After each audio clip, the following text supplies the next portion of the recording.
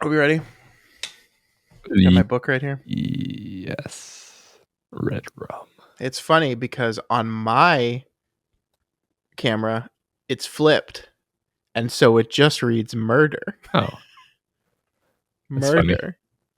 Now, I know it's not flipped on yours, but It's a sign. there's a joke there where I could Yeah. just hold it up and be like, wait a minute. Red rum means murder. Well, what? All right. This joke will not work because everyone's going to see it at the correct orientation. But I see a mirror.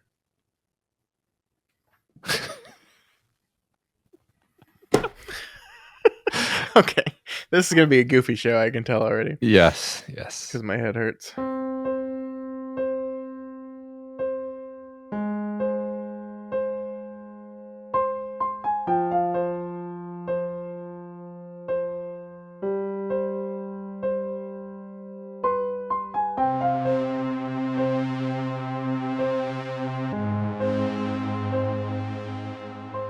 Hello and welcome to Flanagan's Wake, a Doof Media podcast watching, analyzing, and discussing the collective works of Mike Flanagan. My name is Scott Daly, and I am your host. And joining me, as always, he's the mayor of Teeny Town.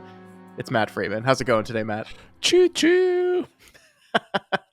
This week on the show, we are beginning our time with Dr. Sleep. For the next 8 weeks, we're going to be diving deep into Stephen King's novel and capping everything off with a discussion of Mike Flanagan's adaptation of that novel. We will, of course, be watching the director's cut of the adaptation because this is a show about the director. So why would we not watch his cut? That would be silly. That would be a very silly thing to do. You're making a lot of sense, Scott. This week on our show, it's the prologue. We're talking about the prologue as well as chapters 1 through 3 of Stephen King's novel. Matt, we might have some new listeners with us that have never been with us as we covered books, right? That's possible. It's possible. It's possible. Yeah, so if you're brand new, if you joined us during Hill House and have not gone back, we've been covering books in this fashion for years and years and years. We had a whole podcast where we went through Stephen King's Dark Tower and all the books around it, and then some of our favorite Stephen King books. We actually covered The Shining in this manner through, I think, over the course of 8 or 9 episodes in great detail. So if you want a refresher on The Shining, you can check out those episodes. But yeah, so this is our deep dive into this episode. We think we want to do this, and I think it paid dividends for us in Gerald's Game and for The Haunting of Hill House for sure.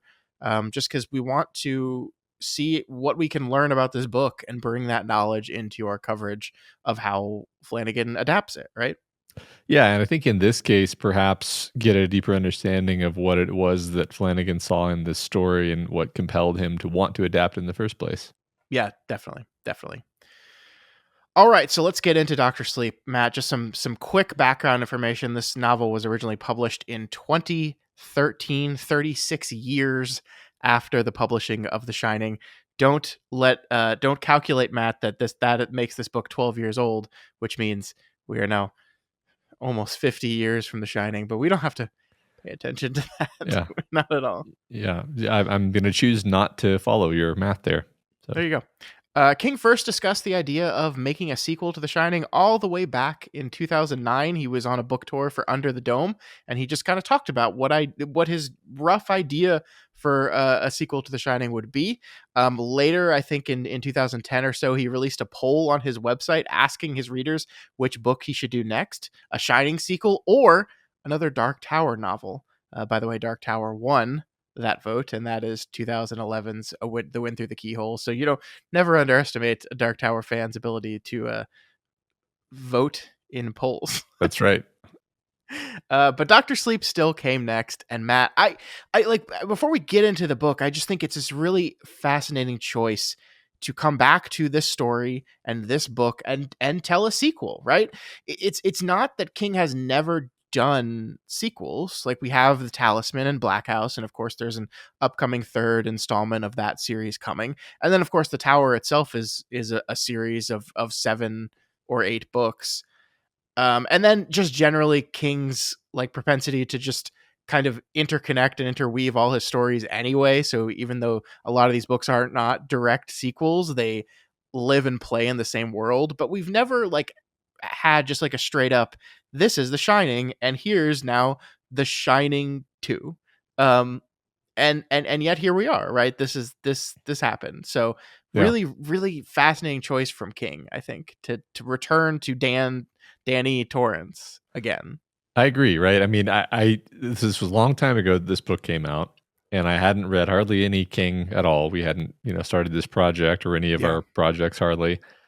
But I still very clearly remember hearing that Stephen King was writing a sequel to The Shining and going, "What?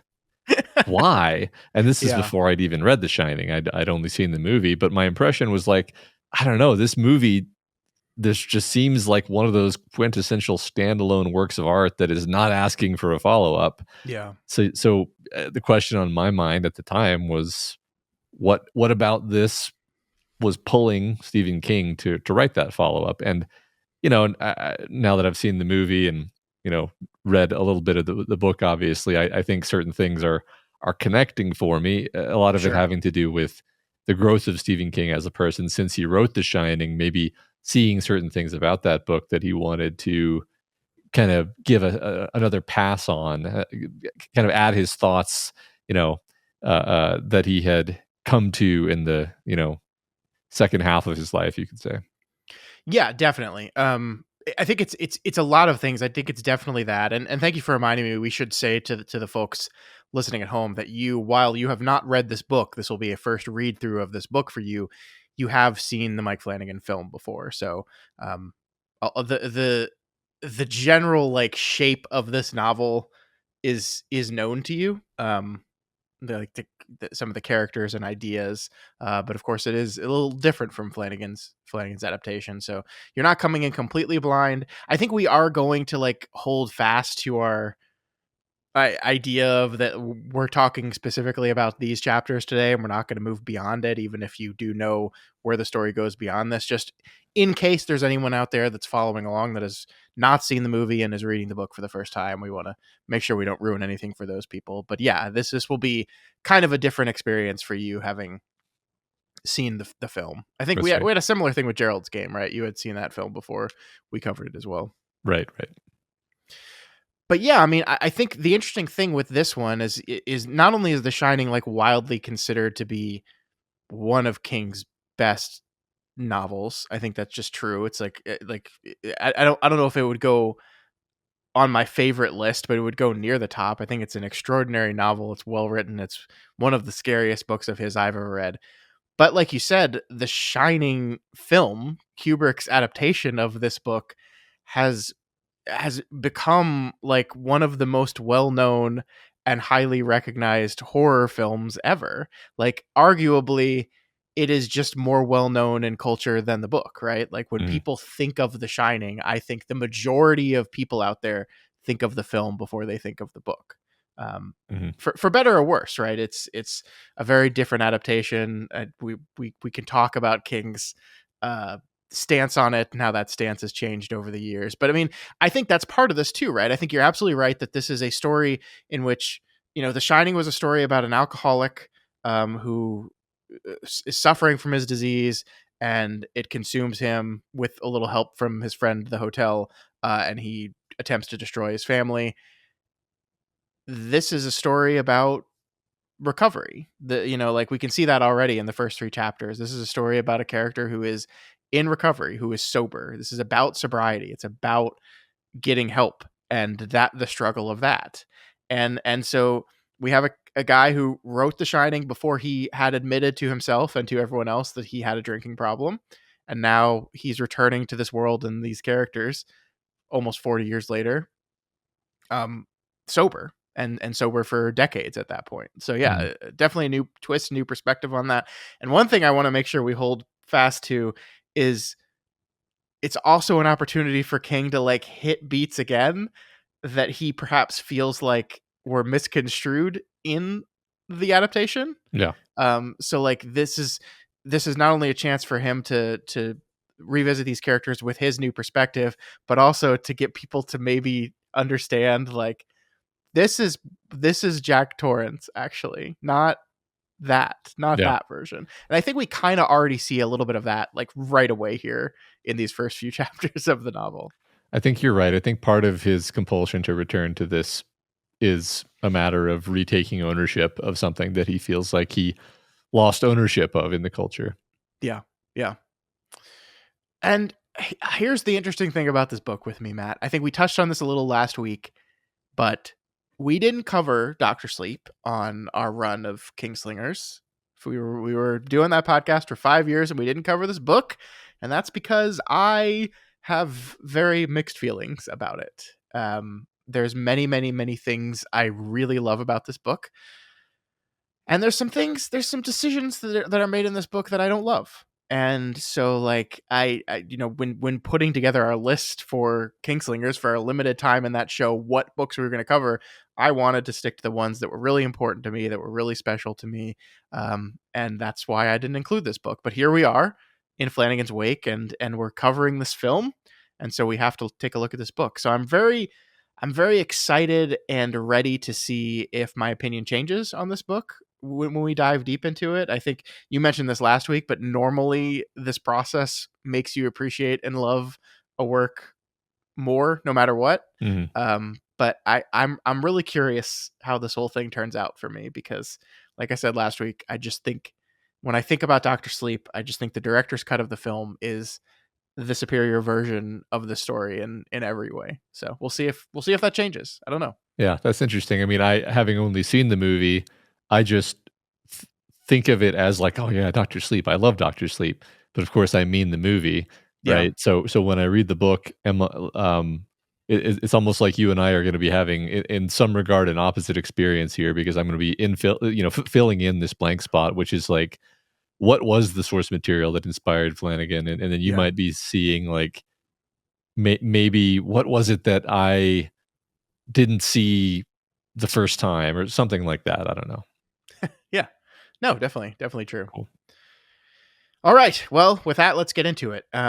So King opens this novel with some quotes, as he normally does, and the opening of the book has two quotes from, quote, the big book of Alcoholics Anonymous. The two quotes are, "We stood at the turning point. Measures availed us nothing." The second is, "If we were to live, we had to be free of anger. It is the dubious luxury of normal men and women." And then, of course, there's a quote that comes attached to the Prefaratory Matters prologue, and that is FEAR, fear stands for fuck everything and run. This is an old AA saying. So right away, I think King is making clear that this is a book in which AA and recovery and sobriety are going to feature front and center here, which is not something that Jack Torrance ever really dealt with. Yeah. I mean, we'll have a million opportunities to talk about this, but there's so many things in the book that are just screaming, addiction, sobriety, these themes. We'll get to them almost immediately. But Yeah. I guess the first thing that jumps out to me about the idea of doing prefatory matters, of course, is that The Shining also had prefatory matters, right? Yes. And that's, first of all, just never heard that phrase used to describe like the prologue before. And I just, setting the scene, right? It's a very interesting structural thing that he does with the story, where like the prefatory makes it sound like it's not part of the story, but clearly it is part of the story. But it's also setting the table at an earlier point in time for what's going to happen later. Yeah. I'm mainly mentioning this because I think this book is doing some very interesting structural things when it comes to the passage of time that are pretty atypical for Stephen King, and I'm sort of pointing this out now so that I can emphasize it again in a bit.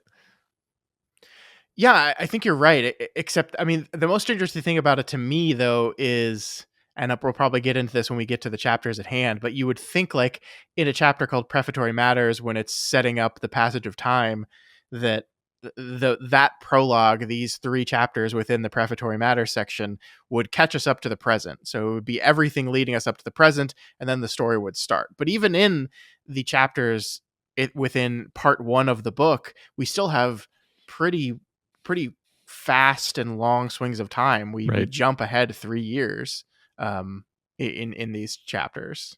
And so we're Yes. still moving through time. Like it's not as if this is the introduction and now we're at the present day. Okay, let's continue with the story. That's not quite how it works. Right. That's. I mean, let's just have this conversation now. Then that's basically what I meant is like Oh, the sorry, I didn't mean to no, jump the gun. no, it's just it's my fault for bringing it up in the first place. Just like I totally agree that I don't necessarily see what exactly makes this prefatory and then the rest be like that's the story, you know.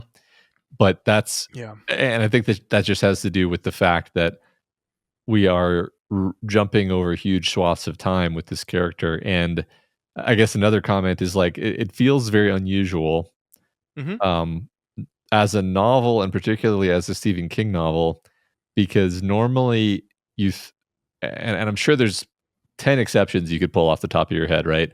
But I feel like normally King starts the story at the beginning, as it were, and then we fill in relevant backstory details as we go. Like Yeah. King is the master of giving you the context and the background of like why the character is doing this or behaving this way by just inserting it into their stream of consciousness in a totally fluid way.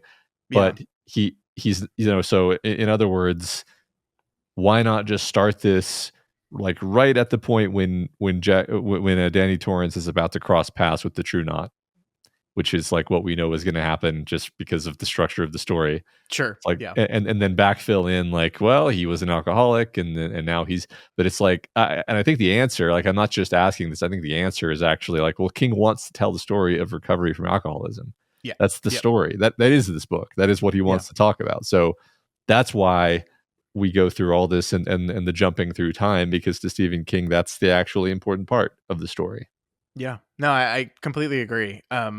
It's interesting because if you would have told me a week ago, like what is contained within the prefatory matter section, what I would have said to you is like, oh, this is just the stuff that happened at the very that links The Shining and Doctor Sleep together. Like The Shining ends, and we need to like figure out what happened to Danny and Wendy after that. And so I would in my head I had it as it's the part at the very beginning with the lockboxes and Dick and that's it, and that's done. We do that, and then the next time we see Danny, he's grown up and an alcoholic, and that's like, so everything established, and then we move on, and then suddenly we jump forward in time and bam. But no, the we meet Danny as an adult and an alcoholic is a chapter in Prefatory Matters still. But as you said, it is still kind of, I think in King's mind, a an introduction to what the book is going to be about, because this is Danny at his low point, right? We get to see Dan. I'm going to call him Danny so much, and the man would probably be like, "No, I'm not. I'm Dan now. Shut up." Yeah. This is Dan hitting his low point in Prefatory Matters, and so like to place the low point of his alcoholism outside the core beginning of the story, I think is exactly what you're talking about. This is not a book about alcoholism in the same way The Shining is a book about alcoholism. Yeah. This is a book about sobriety, and so. Yeah. The alcoholism occurs in the prefatory preface, and the sobriety occurs in the book itself. Yeah. In fact, I kind of marked this out that the low point, like, as you say, his rock bottom happens during the prefatory matters. It's like, this is how we got here. He hit his rock bottom. The end of chapter one of this book is him going, I need help. Right. So we're literally starting the book, chapter 1, and he's saying, I need help. I need to pull out of this. So, which is interesting, again, structurally speaking, as you say, it's not a book where we're going to spend half the book dwelling in the struggle against, trying to stop drinking, except in the sense that every alcoholic is perpetually living that. Yeah. We're establishing that as the context, and then we're moving forward. That's the idea. So I know this was an unusual way to kind of start the conversation, but it immediately jumped out to me that it's like we're doing prefatory matters for many pages, and then it was this very unusual start to me. Yeah, I mean, the original kind of plan I had for covering of this book had us just doing the prefatory matters this week. We were just going to do like 40 some odd pages, and that's all we were going to cover this week. And then looking it over, I made a decision that was like, I don't think that's enough. I think we need to actually get into the story in the first week. So I combined the first two episodes together, and that's why we're doing so many pages this week, more than we normally would. But I just felt like doing that alone by itself, it just wouldn't get us into the story yet. We would like it would feel like next week would be our first episode still. So I think ultimately a good decision for us, but yeah, it is a fairly lengthy prologue, I guess we can call it. So let's get Mhm. into what actually happens in this prologue. All right. Um, like I said, this opening part is titled Lockbox, is kind of doing the work of here's what happened after you closed The Shining, and the first thing we learn is that Danny and Wendy, escaped. We know they escaped from the Overlook, but we learned they got a settlement from the hotel, which was a decent amount of money, enough to live on as Wendy kind of recuperated from her injuries. They moved down to Florida, and quickly after that, 4 years go by, and that's when the ghosts of the Overlook eventually find Danny again. I did want to just jump back and talk about one of the first lines of the book, though, which is talking about what happened at the Overlook. And the way the book frames this is the hotel's off-season caretaker, John Torrance, was killed during an unsuccessful and heroic effort to dump the boiler's steam pressure, which had mounted to disastrously high levels due to an inoperative relief valve.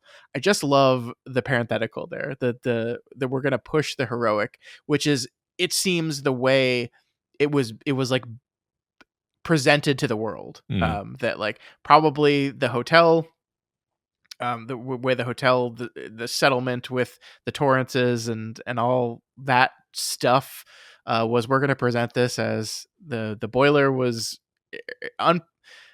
broken, the release valve was non-functional, and Jack Torrance just tried to stop it from blowing up, and that's what happened. Yeah. It's a But this tragedy. also, yeah, definitely. But this also just kind of brings us back into what we were talking about a few minutes ago. Like, this is also perhaps trying to relitigate the world's opinions on Jack Torrance based on the Kubrick version of The Shining. Like, because I mean, we do see in the book that like the irony is that the heroic thing that Jack Torrance did at the very end of The Shining was he let the boiler explode, actually. Mm.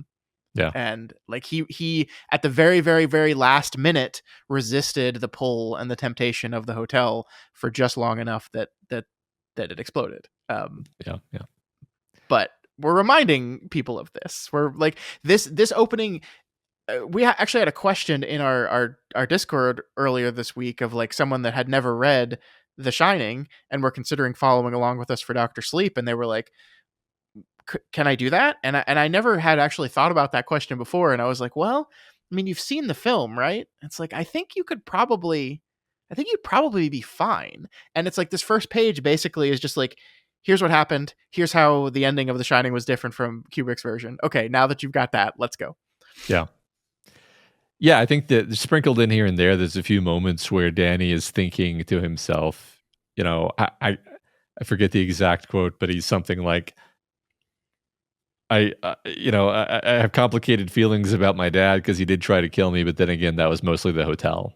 Yeah. And that's basically his feelings about it, is he doesn't really feel like this huge burden of like, oh my God, my dad tried to kill me. Because that's what you would feel if you were the Danny Torrance from the movie. You would feel like my dad went crazy and tried to kill me.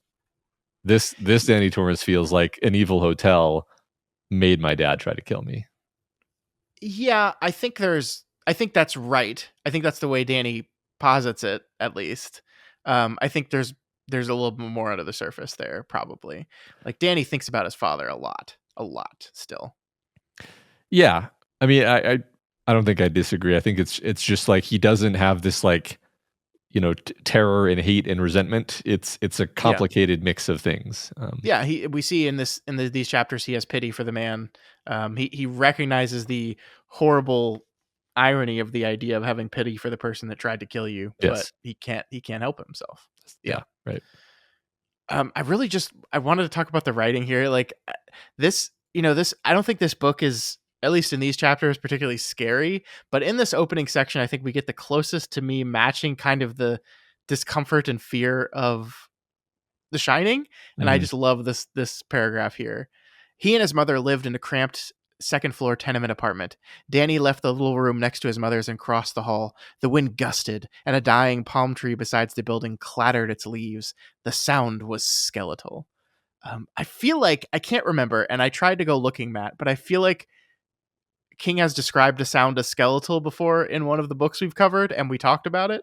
I Mhm. want to say fairy tale, but I'm not 100% sure on that. I don't know, but I love that phrase. I really love that phrase. Yeah. The man's gifted with language, right? Yeah. Describing sounds with words that you don't necessarily immediately jump to as a descriptive word for sound, but it works, you know. Yeah. Yeah. That's it. You're just imagining the skeletons from EverQuest making noise, I'm sure. Exactly. So Danny sees Mrs. Massey, the ghost who grabbed him back in room 217.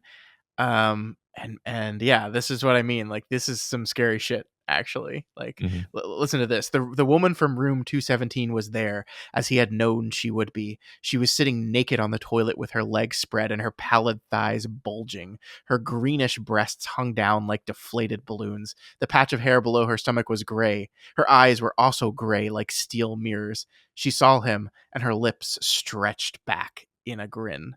Ooh, that's we're back in The Shining, Matt. It's 36 Mhm. years, but suddenly we're back at the Overlook perfectly. Yeah. Yeah, no, you're right. It does he does kinda do a little bit of his old style here, I think. Um, yeah, I love it. It's Hmm. delightful. Yeah. So Danny closes the door and then walks out, but after his encounter with the ghost, he refuses to speak, and then Wendy checks out the bathroom and finds herself physical evidence of the ghost. Residue and skin, rotting skin, just a bunch of gross nasty shit. Um and she decides, I need help, and she calls Dick to help out.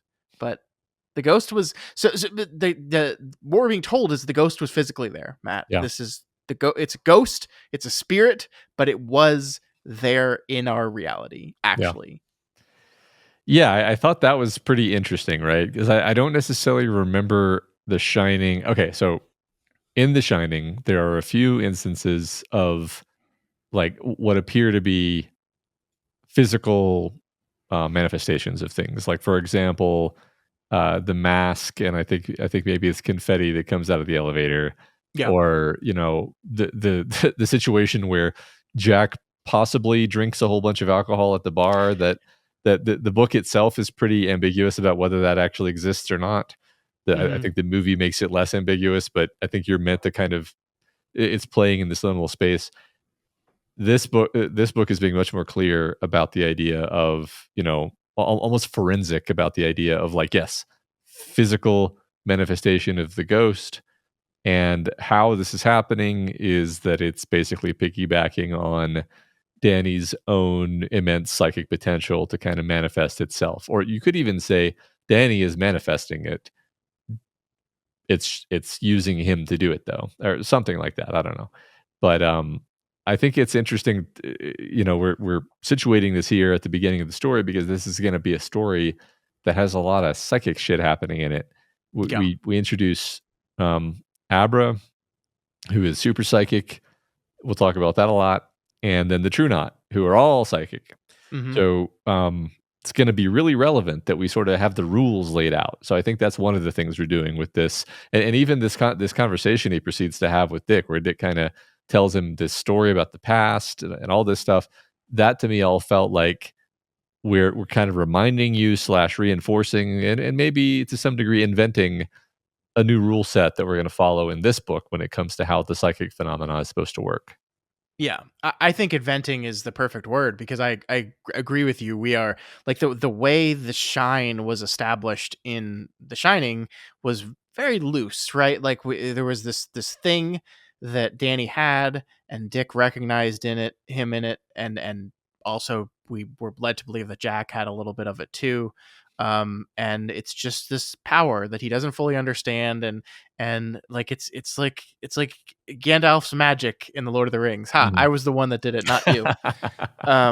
Where like we don't get any details or rules or like structure for what the thing is and how it works in any of this. And I think this book, at least so far, maybe not put in specific structure and rules to it, but like we are defining it in much different ways. It is not just the shine as a thing. Now we are having people discuss telekinesis and telepathy. We are having the idea of these death flies that Danny says are unrelated to the shining. And then we have the true knot, which are people that seem to be eating the shine in the form of the steam, Mhm. but also have their own set of powers. Like some of them can do different things. Like we see the woman they recruit here in a little bit has her power is make go to sleep power.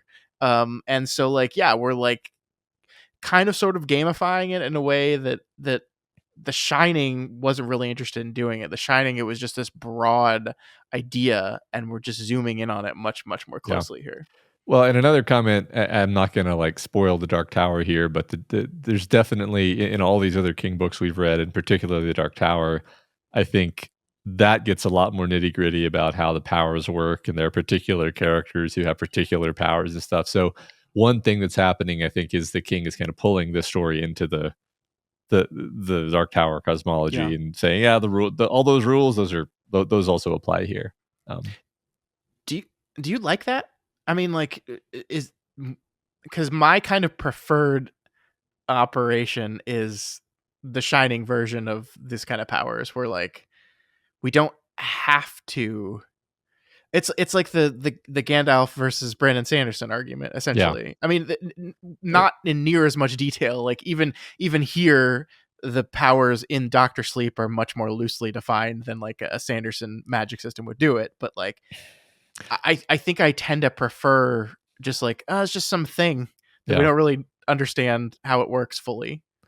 You know, it's really funny. I was just thinking about Sanderson even before you said that, because what this feels more like is, I forget which one of the Sanderson laws of magic it is, but one of them is like you're only allowed to use, magic to solve problems if you have explained to your readers how it works and what its limitations are. Otherwise, Mm, it feels like a Deus Ex Machina, and it's extremely annoying. I think yeah, the nice thing The Shining does is the magic is never the solution to anyone's yeah, problem. The magic is only a problem. yeah, Uh, uh, so so here, I think we're going to have subsequent scenes where the magic is used as a tool, and so we do kind of need to understand what it can and can't do, so that we're not just like playing Calvin ball with the plot.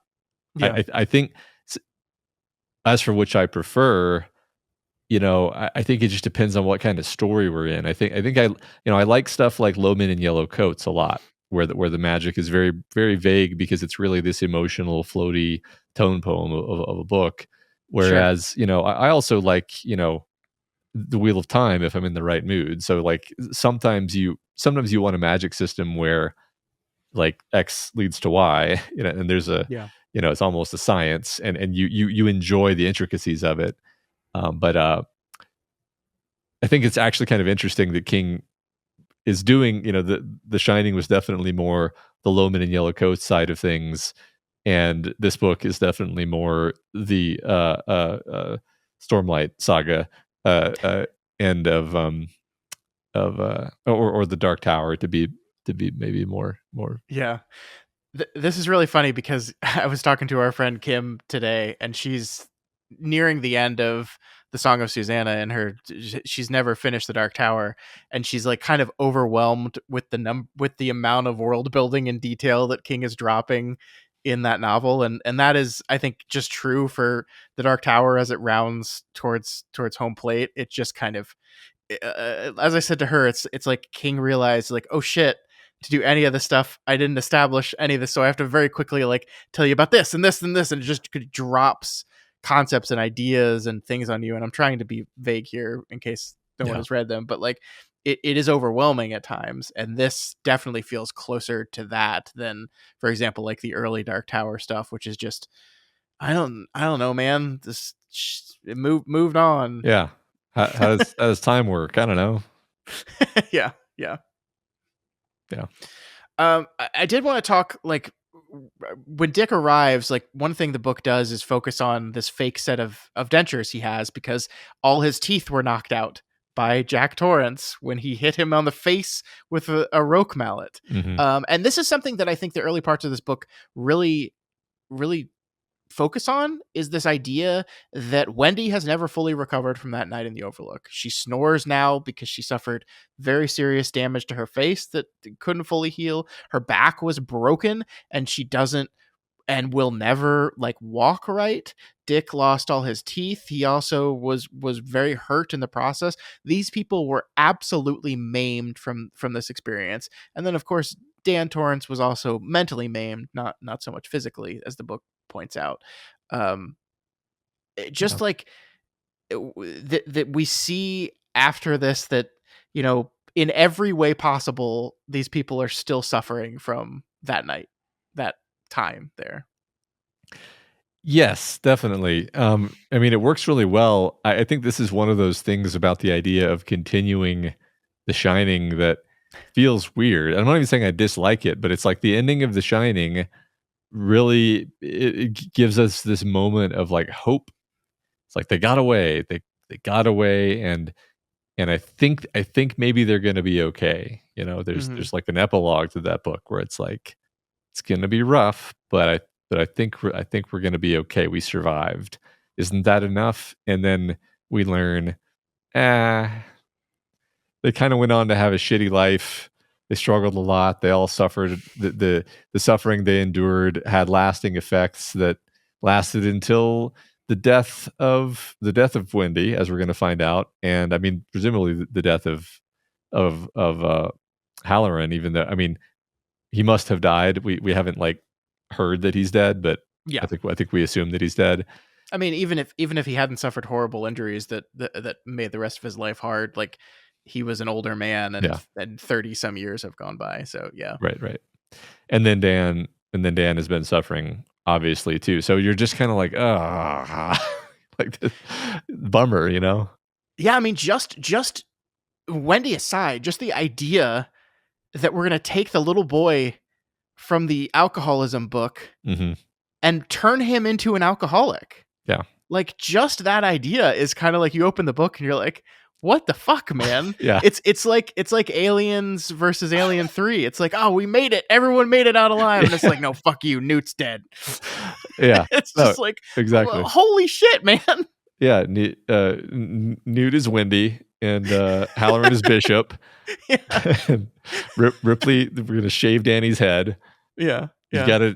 got an alien in you, Danny. Sorry. Yeah. Yeah. It's not fun. And this is like, it's so interesting because this is just like what happens when you continue stories that you like, in order to make a good story, the character has to have suffered something or be suffering something or go Hmm. through something, or else they're just not an interesting character. So by like definitionally, if you decide to do a sequel on something, you're going to have to return those characters to a point that maybe you finishing the first thing in the series don't want them to be at, like Luke Skywalker. Maybe we have to change Luke Skywalker, or else he's just not a character Yeah. anymore. Or we just let him go and don't try to do that. You know that Well, I okay. think that's the thing that occurs to you when you again. I'm not like what I'm doing is I'm reflecting the thoughts that you have when you skeptically pick up the sequel to The Shining, and you're like, Yes. do we Yes. need to do this? Do we Hmm. like this better work? This better pay off. Honestly, like you have to live up to that masterpiece over there with Hmm. this book. Otherwise, I'm going to feel like you're, trading against the goodwill that you banked over there. So we'll see. We'll see. See what Yeah. happens. For sure.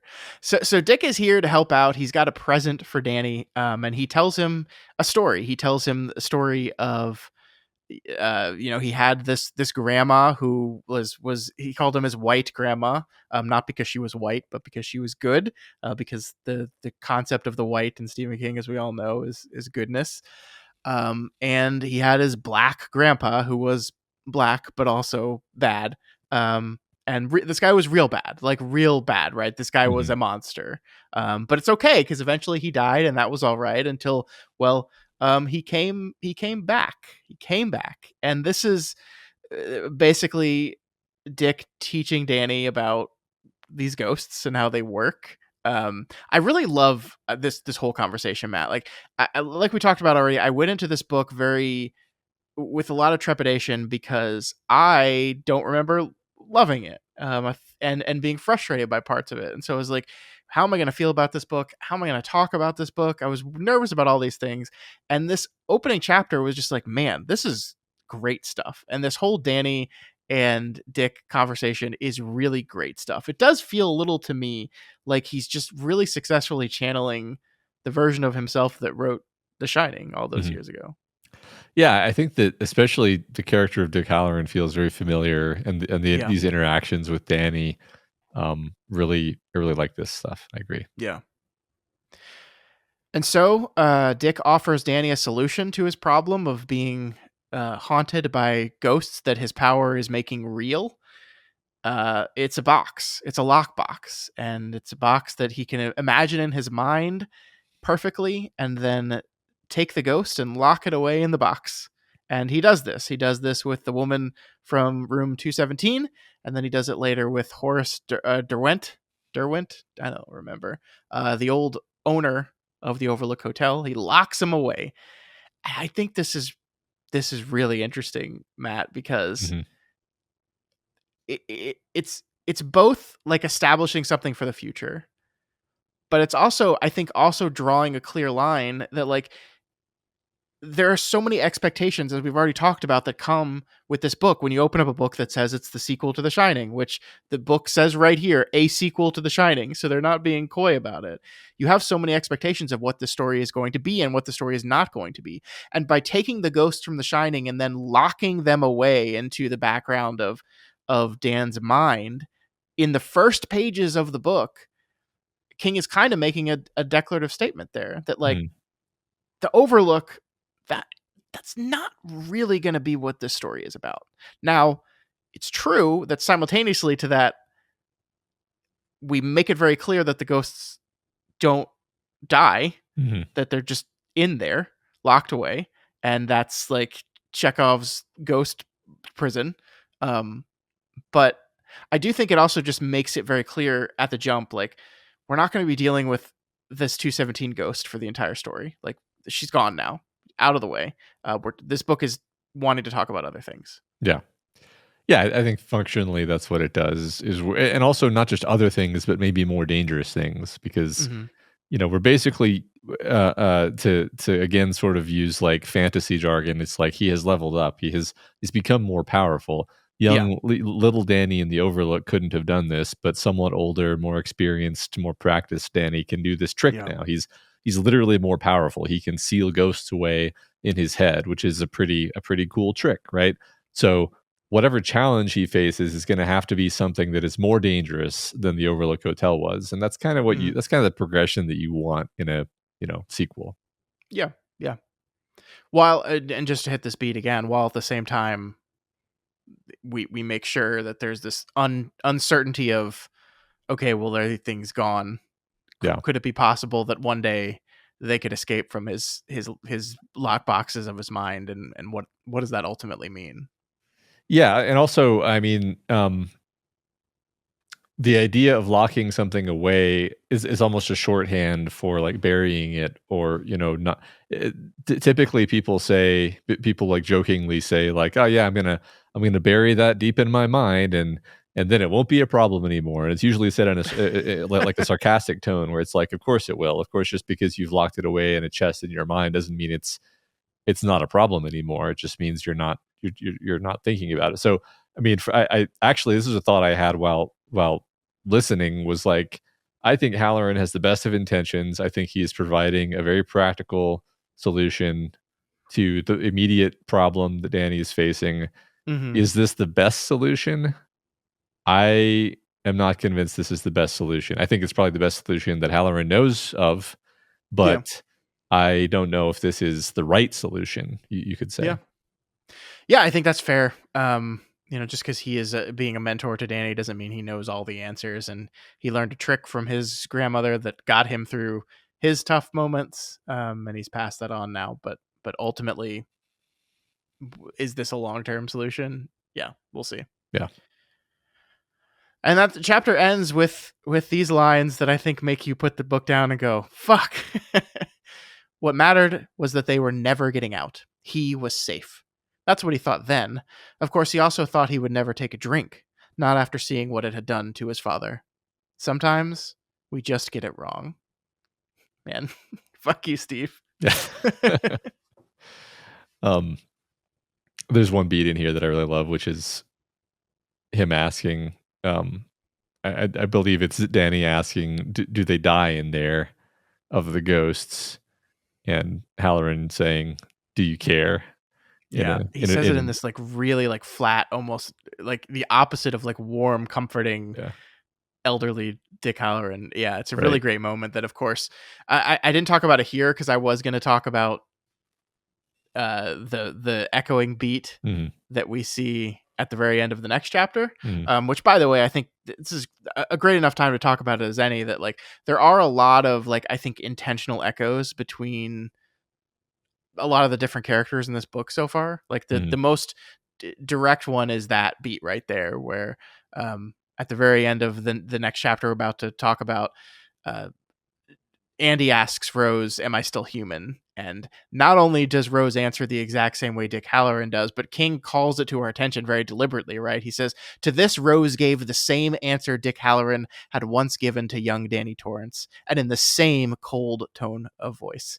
Do you care?" So yeah, like we are not only echoing, but King is making sure you don't miss that echo, and I think that is certainly interesting. Yeah, right. It's interesting. We're doing these reflections and echoes and things like that. And I think by doing that parallel, we sort of we cast some darkness on this thing that Dick has said here, where it's like, I don't know, Dick. I mean, again, I'm not really criticizing Dick for providing the only solution he knew how to provide that actually did solve the problem, but the subtext of this is like, maybe you should care. Maybe you should think harder about that, or maybe you should come up with some permanent solution to this that isn't burying it. Yeah, I mean, maybe the reason Danny's an alcoholic is because the ghosts from his past are still locked up in the back of his mind. Yeah, right. I mean, like, excellent point, right? I don't know when the best time to talk about this is, but the idea of the true knot feeding on steam is a pretty obvious alcoholism. I don't even know if metaphor is the right word. It's just they're just literally addicted to steam. Like they're just literally addicted to a substance that is, yes, prolonging their life, but it's also like killing their souls. I think there's so many poetic parallels between steam and alcohol, and the True Knot's pursuit of steam and alcoholism that we're going to probably talk about ad nauseum on this podcast. But basically, like, that's the parallel we're setting up. Like we're literally setting up these ideas and connecting that to the idea that, like you said, Danny has buried these ghosts in his mind. Yeah, definitely. All right, chapter 2 of the prologue. We're moving right along here, racing Matt. Through. We have Rattlesnake. We suddenly and abruptly switch gears away from Danny here, and we jump forward in time. It is the 1980s now, which, by the way, I love how King signifies the change in time, always with the presidents, but never with the president's name.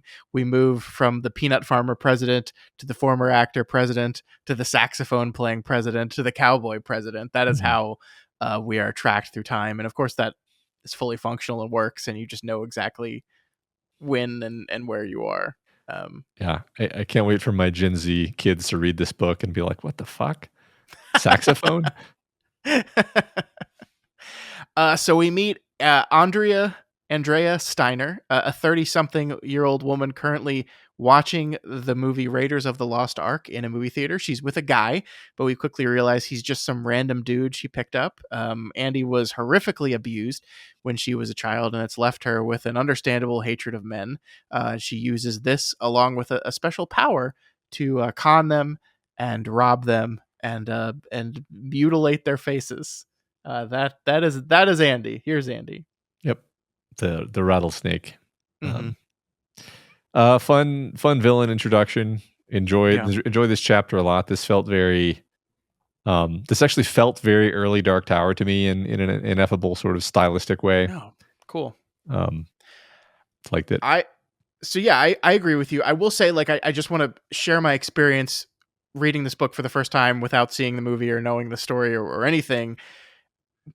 So we meet this woman and like, so we do our first thing with Danny, and then we move immediately to this woman, and we have no idea who she is. We don't know what's going on here.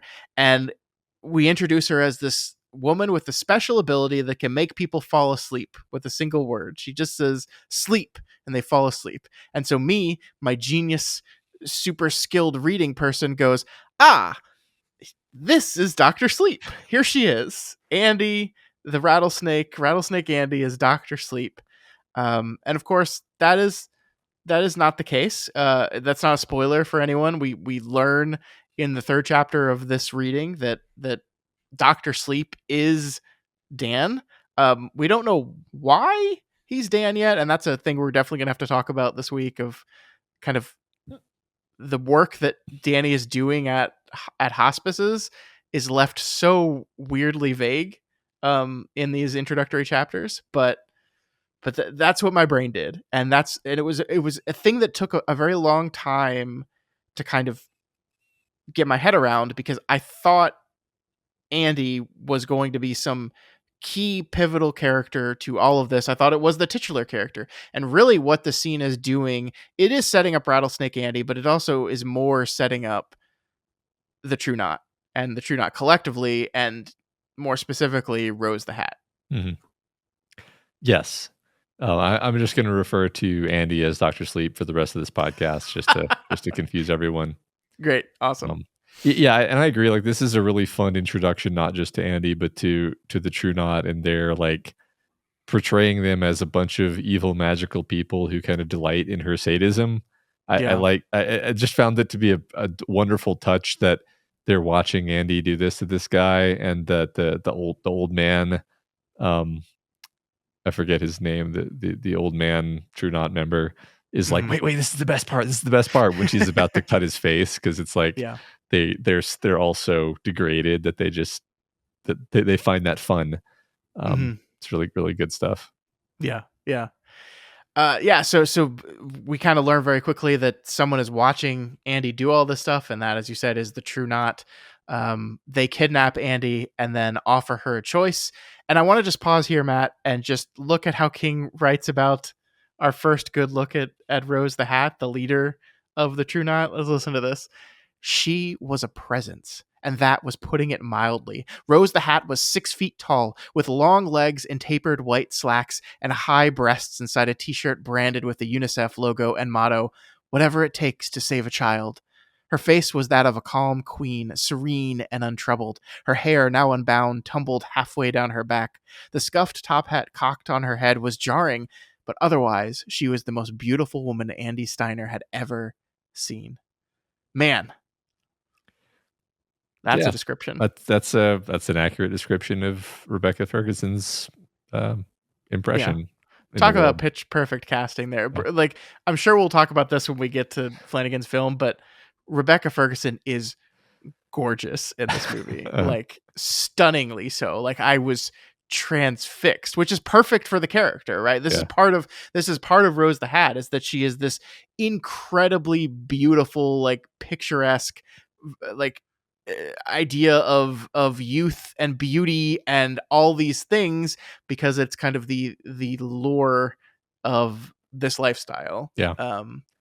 It works very well. And of course, I think we have irony in her shirt that she's wearing a little bit too. Absolutely. I mean, there's also, I think she also carries the sort of regal stature that this character is described as having. This the face of a calm queen, serene and untroubled. I Yeah. almost wonder if this is like this played a part in her being cast as the Lady Jessica later, because she's sort of this like serene, queenly persona. Um, Yeah. anyway, And then we have the hat, which is I love how it's described here as like she's this perfect, beautiful, picturesque woman. And then she's got this like weird hat on, mhm. this weird top hat, this kind of like old, just like contradictory Yeah, crown, I guess you could call it, on her yeah. head. Right. I like the idea of it being a crown, because I don't know that the story ever says in as many words that she is the leader of the True Knot, but the idea that she wears this top hat and that she has this presence, you just accept that she's the leader Mhm. without even having to be told. Yeah. So Rose offers Andy a spot in the True Knot. She will get to live forever. Well, okay, not like forever, but like a really, really long time. Mhm. It involves taking steam from people. We don't have to, like, this is one thing we don't have to play coy about right here, right? It's like it's power. They're taking shine. They're taking power from people. Mhm. And the implication here, that I don't think the book comes right out and says it at this point, but it says that Andy's, who is in her 30s, would taste old and bad. And so the implication is that the best tasting steam is that from children, from young people. Mhm. Um, and so they're monsters. They're monsters. They Yeah. kill and eat children, powerful children. Hope we don't have any of those in our book, Yeah. right? Yeah. Yeah. And I think, I don't know if this is an intended subtext, but part of me was like, well, they can probably subsist off of older people too, although they might prefer children, right? Hmm. The book doesn't say it in that many words either, but I was just thinking like, they probably could have killed and eaten Andy, but they saw her talent as being something that they could use to their advantage, Yeah, and also they I think they rightly read her as being the kind of person who would want to join them. yeah, Um, but I yeah. didn't. I mean, Yeah, yeah, I just think one thing that's been established in the book is that like the with these the type of powers that Dan has are powers that usually in most people, and I think it even says this with Abra in the very end of the third chapter, that like these are things that usually like appear as children, grow in power through childhood, and then kind of taper off into adulthood, and then slowly die out. That is the general trend for this type of power. And I think that reflects what we saw in Dark Tower, right? There were the majority of the people that were taken. I don't know how we can't spoil that. It's gonna be so hard. That it just that children seem to be most powerful in the Shine, mhm, kind of. And so yeah, maybe the idea is not only that it wouldn't taste as good from Andy or other older people, but like it wouldn't you wouldn't get as much substance from it. mhm. Yeah, maybe so. I guess I'm ambivalent about. I mean, because honestly, when the doctor said that the power goes away as the child gets older, I was sort of wondering, like, well, is that true, or does the child just learn to control and mask the power because they Yeah. understand that it freaks people out? I Because mean, like, that's what we see with Danny, is like he's kind of got a good grip on it. I mean, the alcohol is certainly helping him in that regard, but yeah, he knows how to like control just the random like beams into his head. yeah, I think this is a vague spoiler for everything, is that the psychic characters in Stephen King's world almost never benefit from their powers in any way. Yes. They Yeah. they just sort of like try to suppress them and pretend they don't exist. So even though Danny probably could go to Vegas and walk away with a bunch of money, he doesn't, because he just sees his power.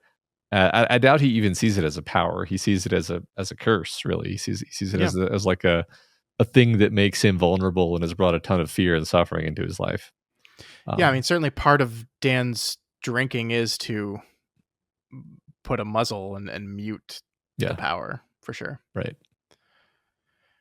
So we learn here that to actually turn to become one of the True Knot, they have to take steam for the first time. we see it as a ritual of sorts that will hurt real bad, and it seems more often than not just results in death or cycling out, as they call it. Andy is then told if she refuses, they will let her go, but they'll take her special power away from her when they do so, because they have the ability to do that. And so she really is given a choice, but is not given a choice. I kind of figured they might just be intending to kill her if she said she wasn't going to join them, because why would they leave her alive? But yeah, I kind of think so. Yeah. I feel like if, I mean, we'll see, but like the removal of power seems awfully convenient. Right. I actually, the more I think about it, like, yeah, they don't want people running around knowing about them, so they would have just killed her. Yeah. I wanted to toss this in at some point. I just love the name True Knot. Like, it's very original, but it doesn't have to be explained. It's just like, it's a knot because they're a group that can't be taken apart, and they're true, meaning they're like permanent, and it's the true knot, and you get it immediately. But it doesn't sound, it's not quite from anything else, I love it. Yeah. And I love the phrase they say during the ritual is, we are the true knot and we endure, right? It like, I love the word usage there. Like, because what is their life, right? This is also the thing that Rose kind of conveniently leaves out of the whole thing, is that, yeah, you'll get to live forever as long as you can get a steady supply of steam. Oh, also, it's not guaranteed that we'll get it, and we're kind of constantly having to roam the countryside looking for it. I mean, they're vampires, right? We haven't said the word vampire yet, but they are essentially vampires that subsist upon the life force of others. Yeah. And like, it's a devil's bargain in every way. It was like, you get to be young forever, you get to flourish and be happy, but you live this kind of cursed existence. And the idea of using the word endure, which means last, means survive, but it also, the other meaning is like suffer through something, like we suffer through life, through existence. All of the sort of normal joys of life are taken from them, and then all they have is existence. I agree with what you said about vampires. I mean, they're shine vampires. They started out human, they gave up their humanity for more life.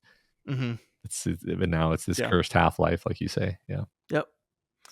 And that's what happens to Andy at the end of this chapter. She takes on the steam. It makes her, cycling out seems to be like just fully disappearing. That their whole body, clothes aside, just seems to cycle out of existence. It seems like she's about to cycle out, but at the last moment, Rose kind of gives her a little bit of her power and pulls her through the process, and then takes her back to her Winnebago and just bangs the shit out of her. As you do. As you do. Yep. I do like this kind of implication of, and we have no reason to believe this is true or false, but basically what Rose says to her is like to Andy, that was like the best sex has ever been in her entire life. And he's like, is this what it's like? And it's like, yeah, when you take steam, this is what everything's like. It's like, it's this almost hedonistic lifestyle now, that everything, all the pleasures of life are going to be better now. And I think that's, again, has a big asterisk on it for sure. Yeah, I think there was an implication that it's like, well, it'll never be as good as it was this time because it was the first time, and then you'll probably have to do more and more steam to match that, almost as if it's some kind of drug. some sort of drug. Yeah. It's like, a lot of people, I think, see the steam thing and the true knot as kind of coming out of nowhere in the world of The Shining, but I love that you've picked up on it right away. It's like, no, this is just a very like easily defined metaphor to addiction and alcoholism, right? And possibly cocaine addiction with the connection I said there, but I think alcoholism works fine. All right, our final chapter of our prologue. Moving right along, we are now we wake up suddenly with Dan Torrance, and again, like I said earlier, this is the one that I thought was how we start the first chapter, because this feels like, okay, we jump forward, now he's an adult, and boom, we're here, and he's has a drinking problem. But no, this is still the prologue. We wake up in bed after an all-night bender. It's the 90s now, and Dan is drunk, just like his old man. And I love that we get this line almost immediately. There was a dangerous dog inside his head. Sober, he could keep it on a leash. When he drank, the leash disappeared. Sooner or later, I'll kill someone. For all he knew, he had last night. It's like, you're like, fuck. You're just your dad. Yeah. Yeah, it's depressing. It's depressing, man. Yeah. So Dan slowly remembers the night. He remembers Deanie touching his weenie, a fight with some random guy in a bar, and then spending the only $500 he had to his name on cocaine. Not even for himself, right? Like, it's not really his drug of choice. He prefers just alcohol. So, Dan's doing great, Matt. How do you feel about good old Dan Torrance? Stephen King is really good at creating sympathy for his characters. And he really does a lot of the opposite of that here. Yeah. This is the establishing scene for our protagonist of this novel. Yeah. If it weren't for the goodwill of like, this is little Danny Torrance, I would have like a wholly negative impression. Let me caveat that. He shows us that Dan is ashamed of his actions, and he shows us that Dan knows better, but then Dan makes the wrong choices anyway, which kind of makes it. But like, we do have that hope for him. We have that hope of like, come on, man. Like, we know this isn't you. We know you're better than this, and it's rough though. Like, it's painful to read this. Yeah, definitely. We already talked about the death flies, but we learn here that the reason why he just spent $500 on cocaine was because when he saw the dealer, he saw he had these death flies surrounding his face that he's learned to indicate that the person is going to be dying soon. And it kind of causes him to freak out, and he just kind of throws the money at the guy to get the transaction over as quickly as possible to get away from him. And there's $500 gone. Oops. Yep. I think you're so right about like building empathy and the opposite here, because one of the things I did want to talk about is just like this whole section is like lined with disgust.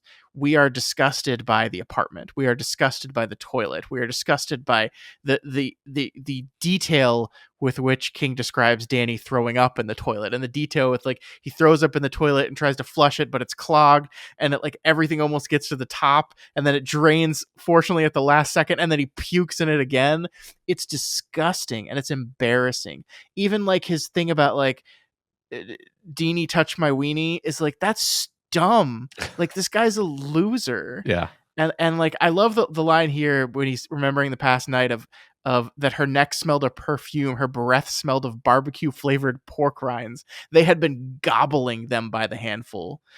Just like, it's like this, just like he's a disgusting slob mess. And this is his life. This is his life. Mm-hmm. And it's just like, fuck. Yeah. Yeah, it's. I mean, I think we already both used the phrase. This is the rock bottom. We're seeing his rock bottom right now. It doesn't necessarily mean that he's going to immediately walk out of the door and turn his life around, but this is the moment where he's not going to be able to shake this off or forget about it. And even if it takes some time, this is the moment that is the inflection point for him. Yep. So as Dan prepares to hurriedly depart from this apartment, he spies Deanie's purse and in it finds $70 in cash. After thinking it over, Dan decides to take the money despite the voices of his mom in his head telling him absolutely not to. And then as he is about to leave, he sees a kid, an 18-month-old baby. We see this kid is kind of wandering around, weighed down with an absolutely saturated diaper that probably should have been changed hours ago. I think basically what we're told here is that Deanie just like left her child at home to go out and get drunk and hook up with someone. And I have a 22-month-old kid, so like a little bit older than this, but like I can't leave that child alone for 30 seconds. Mm-hmm. The idea of just like walking out and leaving your kid alone at home that young. Like, I'm sure she put him to sleep and was like, "Oh, I'll be fine." But like, holy shit, man.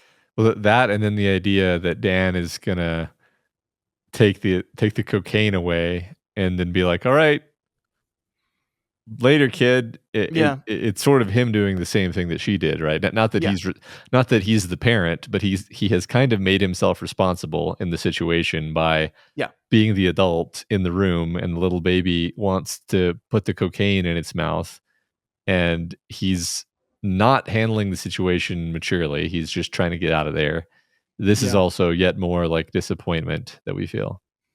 Yeah, and we learn like there's a brief moment where we maybe kind of go, you're gonna do the right thing because he like what he gets a shine from the kid, and learns like he sees bruises on him too. That's the other thing is the kid is clearly being abused, um, and he sees the bruises on him. He figures out very quickly this is his uncle doing this to him, and he thinks for a brief moment, I'm going to go find this guy. I could find him. I could use my power to find where this guy is, and I could confront him, and I could beat the shit out of him or threaten him or whatever, and I could make sure that this poor little boy Tommy stops getting physically abused by his uncle. But no, he doesn't do that. Yeah. I think you're just grasping for something to love about this character at this point. You're like, oh yes, you do that. Use your power for good. Yeah, you're a drunk. You're kind of a fuck up.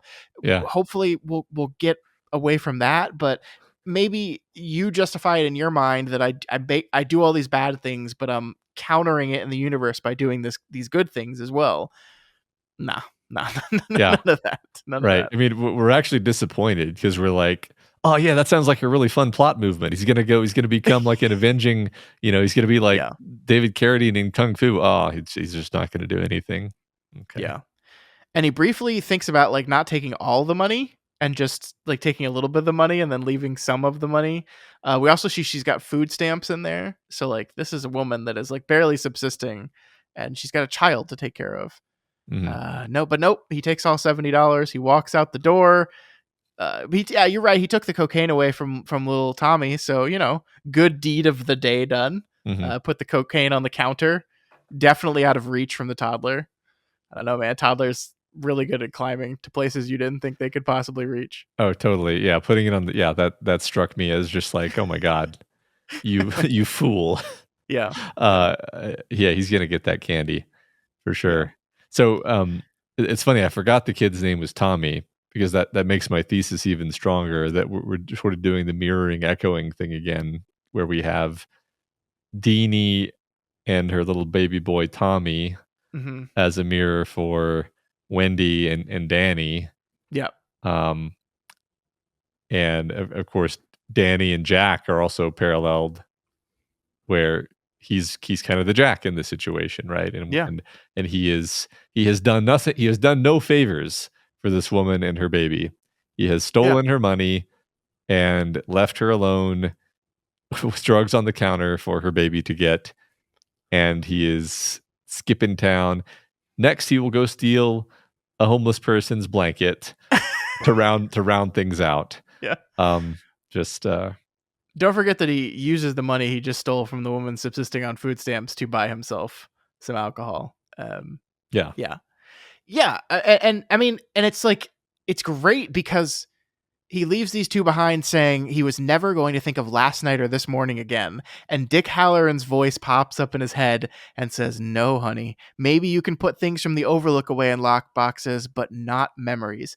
Never there. They're the real ghosts.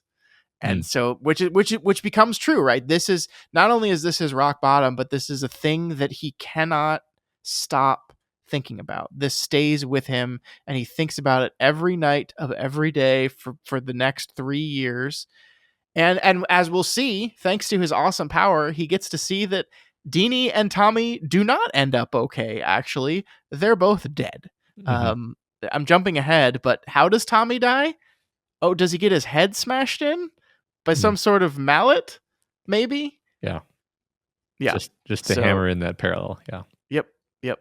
I know I jumped ahead there. We're all over the place in this episode, but I just like this is despicable, and like this is little Danny Torrance. This is the little kid that we love so much, and just wanted to see survive this ordeal with his father. Yeah. Here we are. Yeah. We are all over the place this episode, but I think it's because of the weird structure, honestly. Like I Yeah. don't think we're like doing a worse job than usual. I think the weird prefatory matters thing, it's like none of this is actually plot. It's actually just really detailed table setting, which all connects into the stuff that then happens later. So it totally makes sense that we're jumping back and forth. I just wanted to Hmm. mention. Yeah. Yeah. All right. So that is the end of our prologue. We are now finally 90 minutes into the podcast, ready to talk about the story itself. Maybe I shouldn't have combined these two chapters. Seems like we did plenty fine in Yeah. just that one. Oops. So, all right, part 1 is titled Abra. We will learn who that is pretty quickly. But first, we have chapter 1, Welcome to Teeny Town. And our first chapter begins with Dan Torres as we continue to chronicle his journey north as he struggles to stay sober. He's moving from place to place, and every time he falls off the wagon and goes on a bender, he loses his job and then has to leave and then just continues to head north. Eventually, he goes far enough north to end up in a town called Fraser, New Hampshire, home of Teeny Town. And that's, Matt, where Tony returns to our story as Danny sits on the bus and Tony tells him, this is it. This is the place. This is where he should go. And I wanted to talk to you about something here, Matt, because something that I've been thinking about lately, and this brought up for me, which is I saw this thread on Reddit the other day, which is never a good way to start a conversation, but here Uh-huh. we go. It was on the Stephen King subreddit, and it was talking about this idea, this concept in a lot of King stories that intervention from higher powers is always kind of woven into the DNA of the stories, where I think they were specifically referencing it in the post, where the kids didn't just become friends just because they wanted to become friends. That the book makes it very clear that there is some higher power here working to bring the losers together to form this unit, to form this group, to form this force of good to fight against evil. And this does happen again and again and again in Stephen King stories. There's this constant presence, both for good and evil, that is pushing and pulling characters towards a certain outcome. And the post made an argument basically that this is ultimately agency killing in their mind, that like it removes a lot of the idea of agency and choice and character motivation and growth. I think they also referenced The Stand a little bit in how all that kind of stuff played out. And I thought about it here, not because I think not because I agree with this post. Let me make this very very clear. But I thought about it here as once again we see, why is Danny in this town? Well, because Tony told him to be, and once again we feel the forces of something pushing our characters, pushing our people into their spot on the chessboard for whatever conflict is coming. So just really wanted to get your thoughts on this idea. It's interesting because I guess there's kind of two things. I think it's totally valid for a person to not particularly like those story elements or think they Mm-hmm. don't work, or even on a case by case basis. Sometimes maybe I feel like, like, was that necessary? What did that do? Or like what did it achieve exactly, emotionally or dramatically, to say that the Losers Club were brought together by some force? I think that's kind of a valid emotional reaction to have. Why do this, right? Not getting it. But Mm-hmm. then the separate question, the more sort of specific point, is like, is the problem that that it is removing the character agency? And I don't think that's quite the right diagnosis. I'm like, if you're on a long car trip and your mom calls you and she's like, you should pull over and get some rest, and then you decide to do that, like, was your mom taking away your agency, or was she just like making a suggestion that you chose to follow, and you could have also chosen not to follow, and it was actually still your decision? Like, I think that's generally what happens in Stephen King stories, is the higher force is nudging people perhaps, but they still have to make the decision. And I think, more broadly, he's kind of implying like that's what life is. Life is you're being nudged by different forces, and these forces are basically good and evil. And Yeah. if you choose to follow the nudgings of the white, then good things will happen. And if you choose to follow the nudgings of the darkness, then bad things will happen. And I think that's what Yeah. he's generally doing. Yeah, I agree with that. I mean, I think there are moments in those examples of characters honestly and earnestly feeling like they have, like, the character feels like they have no agency, right? Is Mhm. like I am powerless to do like to resist this pull, this feeling, this great importance that's happening is beyond me. And I mean, I think that just like, I guess the question of why does he do it is because I think King is always kind of interested in talking about these stakes on a personal human level, but also kind of the broader movements of existence that work. You know, you basically made the metaphor of like, this is just like how life works, essentially. Like Mhm. what motivates us, what pushes us and pulls us towards our decisions is so many times just out of our actual understanding. But I think King wants it to be part of a greater understanding of the universe. I mean, and we can call it spirituality if we want, but it's just like there are forces at work in our world greater than any of us, and we are often but pawns in their game. But we still I think you're right that just the idea of it destroys agency is just wrong, because I think the characters, like, you're so like maybe this was just a bad example to bring this up, Mm. because yeah, like Tony appearing here and saying, "Hey, you should get off here," like didn't Yeah. make Danny do anything. And Tony appearing in the window, like sometimes it's later in the chapters he says he knew he was going to live in this upper room of this hospice the first time he saw Tony in the window. He just knew that was going to be his eventuality. And it's like, well, you asked to move in there. Yeah. What do you mean? Yeah. Like are there forces at work pushing and pulling and recommending outcomes for you? Sure, but you're always like actively moving towards them or away from them. Yeah. I mean, I think by the way, I agree with you. Like, I like it more when it's more like this, and I don't like it as much when the character is just like, oh, they were just compelled to do the thing. Because Yeah. to me, I honestly think, I just think I'm right about this, that King is very much inspired by Lord of the Rings and the specific thing, because you've got these moments in the Lord of the Rings where, um, essentially there are little moments of divine intervention that either give the characters a little leg up, or maybe stuff like Theoden is, slumped in the saddle, and then suddenly his courage rises, and he gives the speech and he charges, and then it's like he gets this little power boost from, it's a little divine intervention, but that came after he made the choice, right? So Yeah. I think there are things like this King tries to work in. I'm equivocating a little bit, just because sometimes I do feel like, yeah, I don't love it when a character is just like, oh, they were compelled to do it, because I'm just like, okay, well then they're not making a choice in that particular case, but that doesn't Mhm. happen very often, I would say. Yeah, I agree. So Dan wanders through town, eventually finding his way to Teeny Town and the tiny toy train that makes its home there.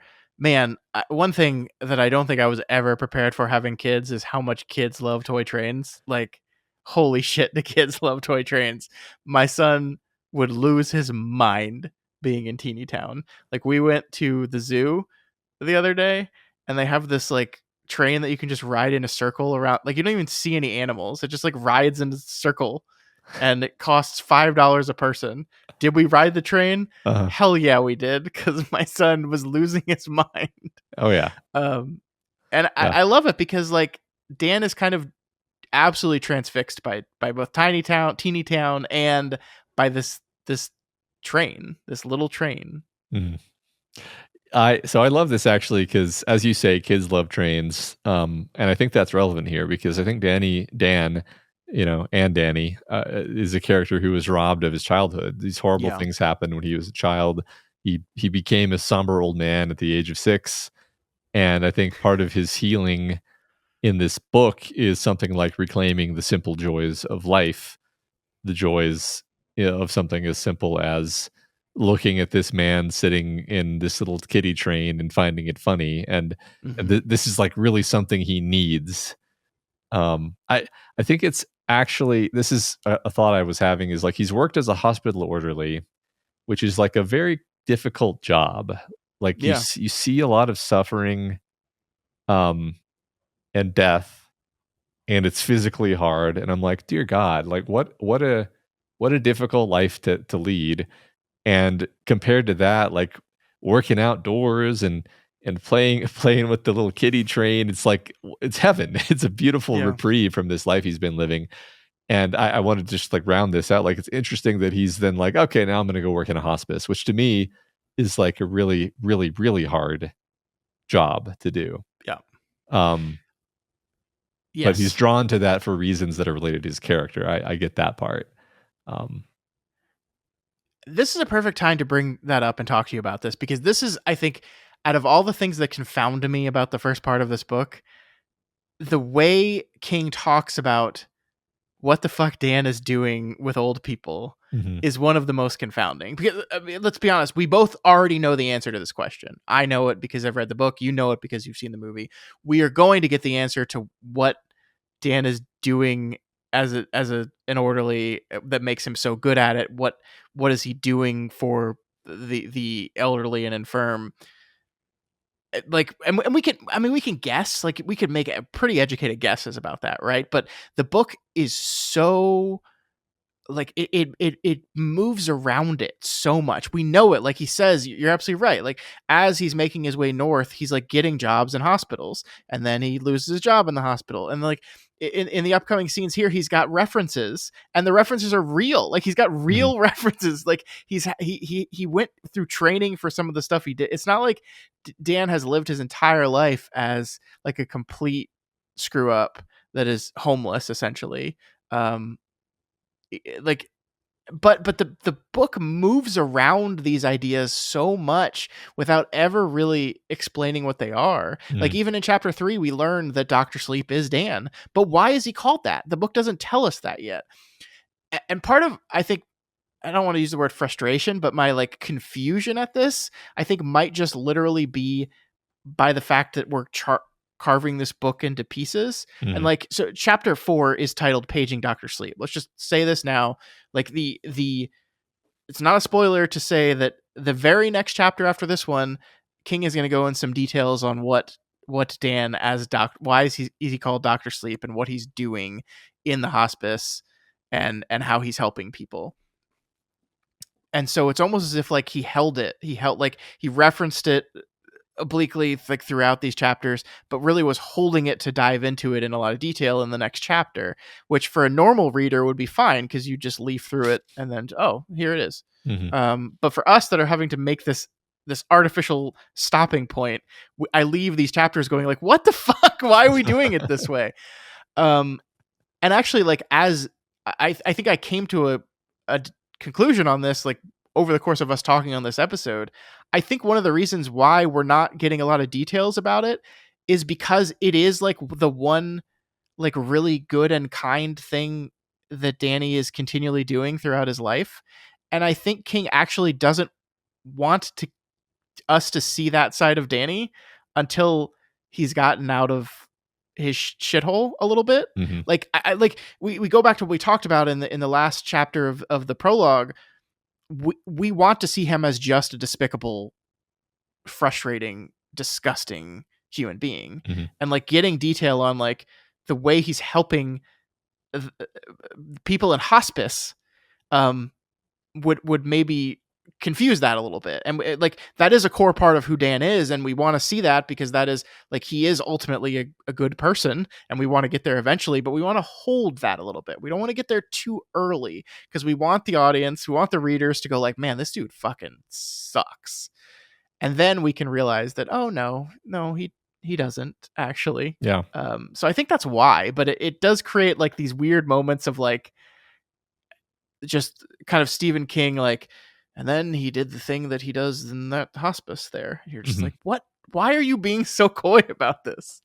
I think you're right. I really like that. I had a connection which may not be meaningful, but I was thinking there's this man who had a period of time in his life when I'm sure he saw himself as an embarrassing fuck up, and he has a million reasons in his own mind as to why he's just a complete fuck up and he's ruining everything. and he has so many regrets, but also at the same time, he's writing books like The Shining and It and Salem's Lot and Carrie. And it's kind of hard for us, or I'll speak for myself as like not a person with a substance abuse problem. It's hard for us to keep those two versions of that man in our head at the same time. Yeah. Where it's like, no, that's Stephen King. Stephen King's an incredibly successful author. He's a sort of, demigod. What are you talking about? It's like, no, in his own mind, he's an embarrassing fuck up, or at least at some point in his life this was the case, right? Yeah. And that's maybe the frame that we're being drawn into with Dan, is like Dan isn't appreciating himself. Yeah. He's from Dan's point of view, he just is this fuck up. And he actually needs to grow a bit to even recognize the value that he's bringing to the world. I love that. So it's kind of a reflection of our point of view, that the reason we don't go into the hospice stuff specifically is because Dan can't even allow himself to see it as me being a good person doing good things and helping people. It's just kind of like, I don't want to get into it because I suck. Yeah. I like that idea. That. Cool. All right, so Dan talks with the one of the groundskeepers of the town, Billy, who he talks to him about possibly getting a job here. He takes him to Casey Kingsley, who to actually interview for this job, and I love this part of the book so much. A queer thought came to him. Once upon a time, his father had probably sat in a room like this being interviewed for the position of caretaker at the Overlook Hotel. What had he been thinking? That he really needed a job? That it was his last chance? Maybe. Probably. But of course, Jack Torrance had had hostages to fortune. Dan did not. And then, of course, a minute later, what do we get? Dan felt a throb of resentment. A vicious prick, but suppressed it. Oh, this... He said the thing. He did the thing. He did the thing. Just a delightful moment. And like, I love that, unlike... Like we talked about the echoing that a lot of the story is doing, right? And one of the things we talked about is the way that the "Do you even care" was echoed, but that King specifically called attention to the fact that this was an echo between Andy and Dan Hollering, right? Yeah. Yeah. But here, King has confidence in that this moment would land enough for the people that recognize it, that he doesn't have to call specific attention to it. And it's delightful. It's delightful because I just immediately was transported back to our conversation at the beginning of The Shining, where we talked about this scene, this interview scene with Jack, in which he is everything Dan says here. He is desperate. This is his last chance. He needs this, but he is so fucking resentful and pissed off about it. It's this wonderful establishing moment of who Jack Torrance is. It's a type of thing where like you can believe that Stanley Kubrick read that chapter and then was just like, okay, I know who this guy is. I got it. Because he's such a smarmy asshole. And it brought all that back to me. And then, we see there's that side of Jack that is in Dan and pokes its head up every so often. Mm-hmm. Yeah, but I think the important thing here is that he suppressed it, right? He gets a hold of it. I'm not saying it's like, oh yeah, he's got it under control, because clearly he doesn't actually, but it's the story of him dealing with it. Yeah. And here's my other favorite writing of the week here. As he promises Casey Kingsley that he won't fuck up. It says, Dan said that he wouldn't fuck up, but the extra sincerity he tried to inject in his voice sounded phony to his own ears. He was thinking of his father again, reduced to begging jobs from a wealthy old friend after losing his teaching position in Vermont. It was strange to feel sympathy to a man who had almost killed you, but the sympathy was there. Had people felt it necessary to tell his father not to fuck up? Probably. And Jack Torrance had fucked up anyway, spectacularly. 5 stars. Drinking was undoubtedly part of it, but when you were down, some guys just seemed to feel an urge to walk up on your back and plant a foot in your neck instead of helping you to stand. It was lousy, but so much of human nature was. Of course, when you were running with the bottom dogs, what you mostly saw were paws, claws, and assholes. Just mwah, mwah. Yeah. Love it. Love it. Love so much about that. I'll just Mm-hmm. pull this out as the example. So, Stephen King is always a very sort of aphoristic writer. He loves these Yeah. turns of phrase. But I think this book is unusually full of delightful stuff. Like when you're running with the bottom dogs, what you mostly saw were paws, claws, and assholes. I'm like, I've never heard that before, but that feels like the kind of yeah, like you know, poetry that just comes out of life. I don't know. Like, is that a Stephen King original? Is that something he heard? Who Yeah. knows? But it just feels like this. So much of Dan's point of view kind of feels that way. Yeah. Yeah. It's great. It's great. I love it. I mean, and I think this is again shining light on how Dan feels about his father, right? This complicated, we hinted towards this earlier in the show, but this complicated way in which Dan feels about his dad, the sympathies he has for his dad, the understanding he's trying to have for his dad. I think it's like one thing that's interesting to me is this idea of, you know, his dad fucked up, but nobody helped him, right? This is this like when you were down, some guys seem to just feel the urge to walk up on your back and plant a foot on your neck.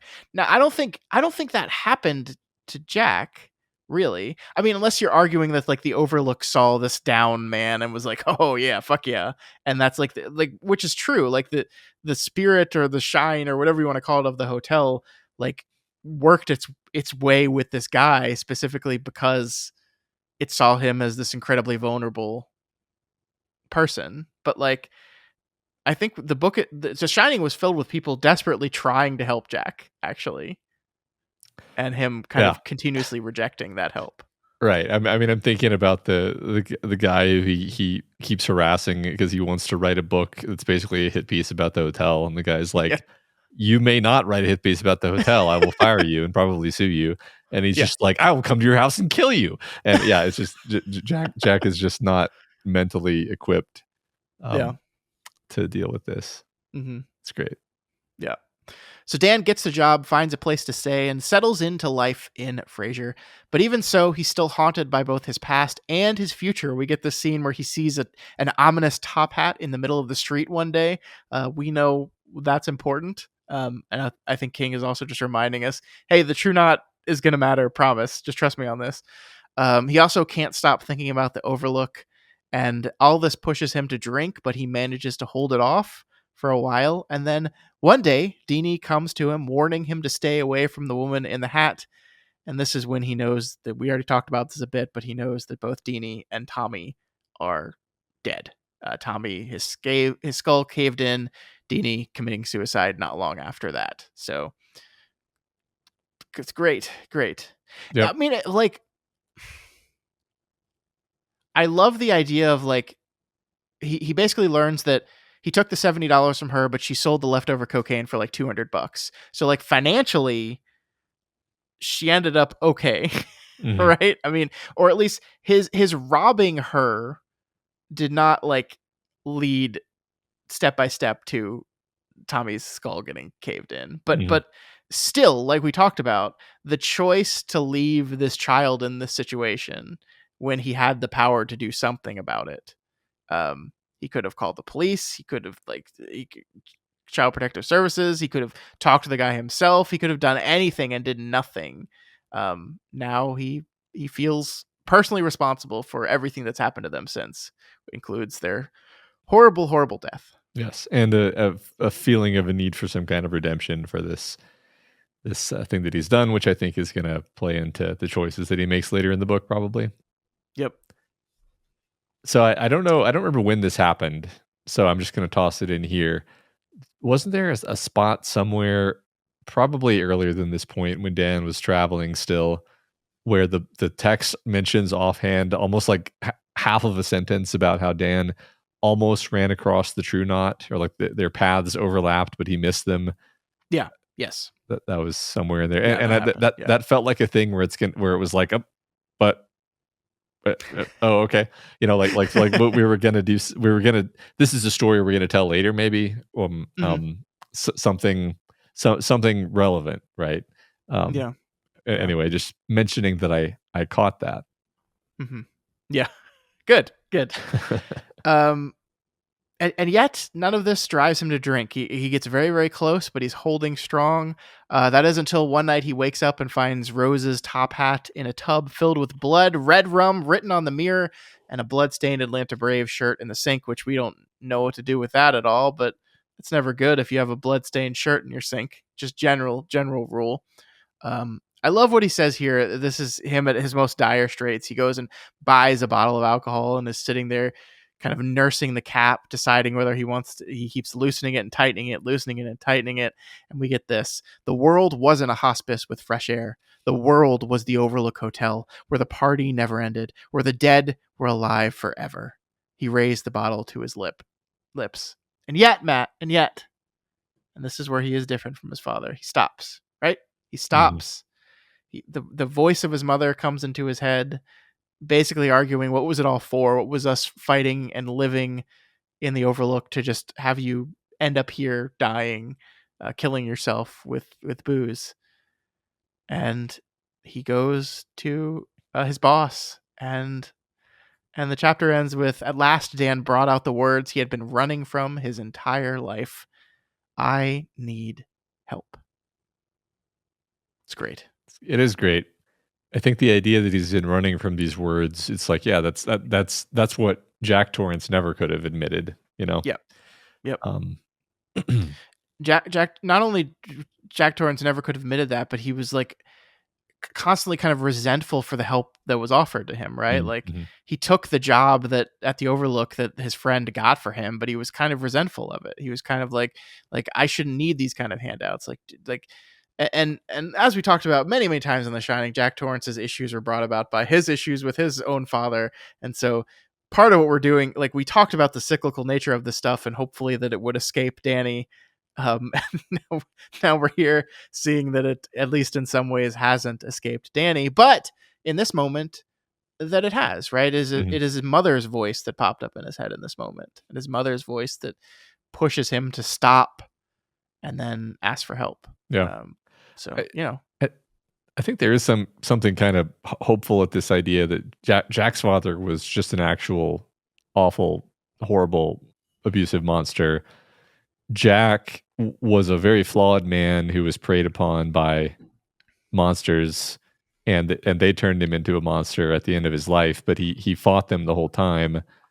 And Dan is able to finally ask for help. And this is like a story of, you know, sort of poignant to frame it that way, as like Jack died. He didn't win, but the fact that he fought was enough to help his son eventually win the fight. Yeah, and one of the things we've been kind of primed for here in this story, I don't think this is a spoiler to say, is we're about to be introduced to this little girl Abra, and she's going to play an important role in this story. And so by doing that, by beating this cycle, Dan is now positioned to be the mentor and the helper for this young girl who is going to have to go through some shit herself, right?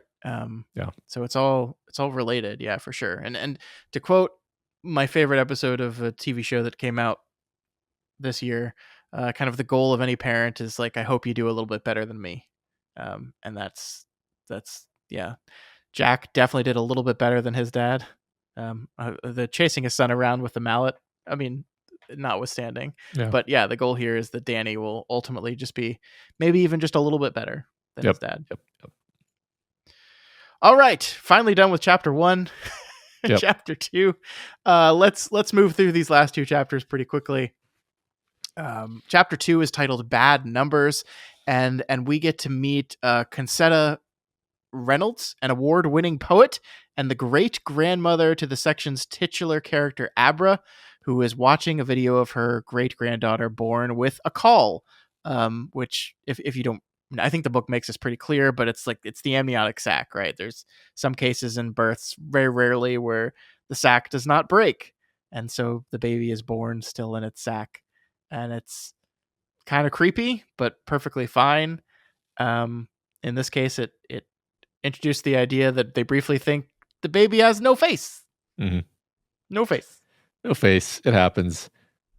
So it's really interesting how the text treats this. Maybe I misread, but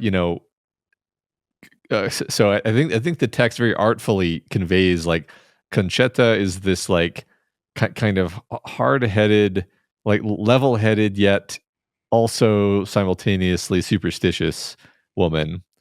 Yep. And so she's dancing around thinking like being born with a call is a serious omen. Hmm. Specifically it's an omen of having magical abilities. That which is literally true in this case. She does that. That is exactly what happens. And I just thought it was kind of funny how the character Conchetta is clearly aware of the omen implied by this, but doesn't ever quite think it directly. Yeah. And apparently you're supposed to keep the call when it happens as well, and they didn't do that. I don't know what you do with it. I hope you don't eat it. There's a lot of like weird shit that people that Yeah, gotta eat it. Gotta eat yeah. it, man. At almost the exact same time, we see Dan Torrance take his real first steps towards sobriety by becoming sponsored by Casey Kingsley, who demands he goes to a meeting every day for the next 90 days, that he sits in the front row and writes down every meeting he goes to in a book to make sure and track that he's going to all the meetings. The consequence of not following any of these rules is that he finds another sponsor. I love this writing, by the way. Dan, who felt like some breakable object that has skittered to the edge of a high shelf but hasn't quite fallen off, didn't want another sponsor or changes of any kind. He felt okay, but tender, very tender, almost skinless. And like in our echoing, like Abra was born. Abra's a very Mm. tender, innocent baby. And Dan has essentially begun his rebirth in a way. Mhm. And he Yeah. feels just as tender and uncertain and skinless Yeah. as some sort of newborn baby. Yeah. As if his call has just been pulled away. Yeah. Yeah. Yeah. That's great. I don't know if I quite saw the parallel. No, that's great. I love that. Hmm. I will say, being asked to go to meetings for 90 straight days would make me an alcoholic. I, That's a lot of meetings, man. I don't know that I see the benefit of that, but I am not in that position. So What's something you've done every day for 90 days that is not like eating or drinking or pooping? I mean, Maybe people don't even poop every day for 90 days. I don't know. I mean, I probably like fed a baby at night every day for 90 days at some point in my life, This is a with a perfect bottle. example because that will drive you absolutely insane. That's kind of exactly my point. Is it's like, yeah, it's like it's not so much the act of doing it, it's the monotony, or it's the like, this is your life now and it has lasted forever of it all. Yeah, but he does it. He does Yeah. it. The MO for this part of the chapter is basically that the Abra sections are through The Shining kind of bleeding in to Danny's life as he hears things Conchetta is saying, and he kind of is absently jotting down the name Abra without thinking about it. I think we're making it clear, like we've introduced this character now, this baby, and we're making it clear that these people are linked somehow, and this is going to matter somehow. We've already had like this idea of the master and the teacher brought up by Dick, that he is going to that one day that Dick was there to teach him, and one day he will find a person that he needs to teach and guide through this power that they have. Yes. Beautiful idea. Mm-hmm. So Cheta is asking if they saved the call. Yeah, well, we talked about this already. That apparently you're supposed to do, but they didn't. But it's the hint towards the second sight, and I just love this writing again. He was saying more, but Conchetta paid no attention. Abra had opened her eyes. In them was a universe of poetry, lines too great to ever be written or even remembered. Just love that. It's like looking into the eyes of a newborn baby Mhm. is indeed a very powerful experience. Absolutely. Okay, so we have to move to the one part of these chapters I really didn't like. Uh-huh. The next we see Danny and Lucy are having nightmares. It's a few months later. They're having nightmares at the exact same time. Nightmares that conclude with both of them seeing a number respectively. They see the number 11 and the number 175. They wake up to Abra screaming her lungs off, which will not stop no matter what. She continues screaming so much that they take her to the emergency room. She won't stop. Nothing they can do to stop her until later that morning, when two planes hit the World Trade Center, American Airlines Flight 11 and United Airlines Flight 175. The implication here is that Abra saw 9/11 and panicked about it, and could not stop crying until I guess it actually happening made her not care about it anymore and just stop crying. I don't I don't think this works. I have a really hard time with this, and it's not just like Stephen King obviously likes pulling 9/11 into a lot of his books, especially the books in and around the decade that 9/11 occurred.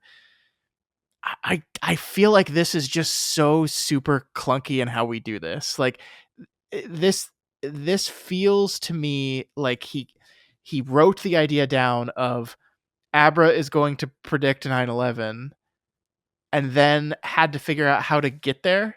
Is like, okay, but Abra's a baby. So how can I get Abra to communicate her prediction of 9/11 to a point where I can make it clear to the readers?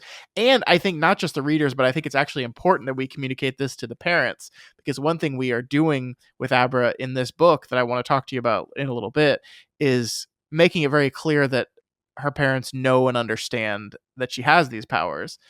And it's like, so we have to work back from that. How do we do that? How do we communicate that? Well, we want to do it in a way where it's introduced and then held from the reader until the reveal of, you didn't see what's going on the news right now?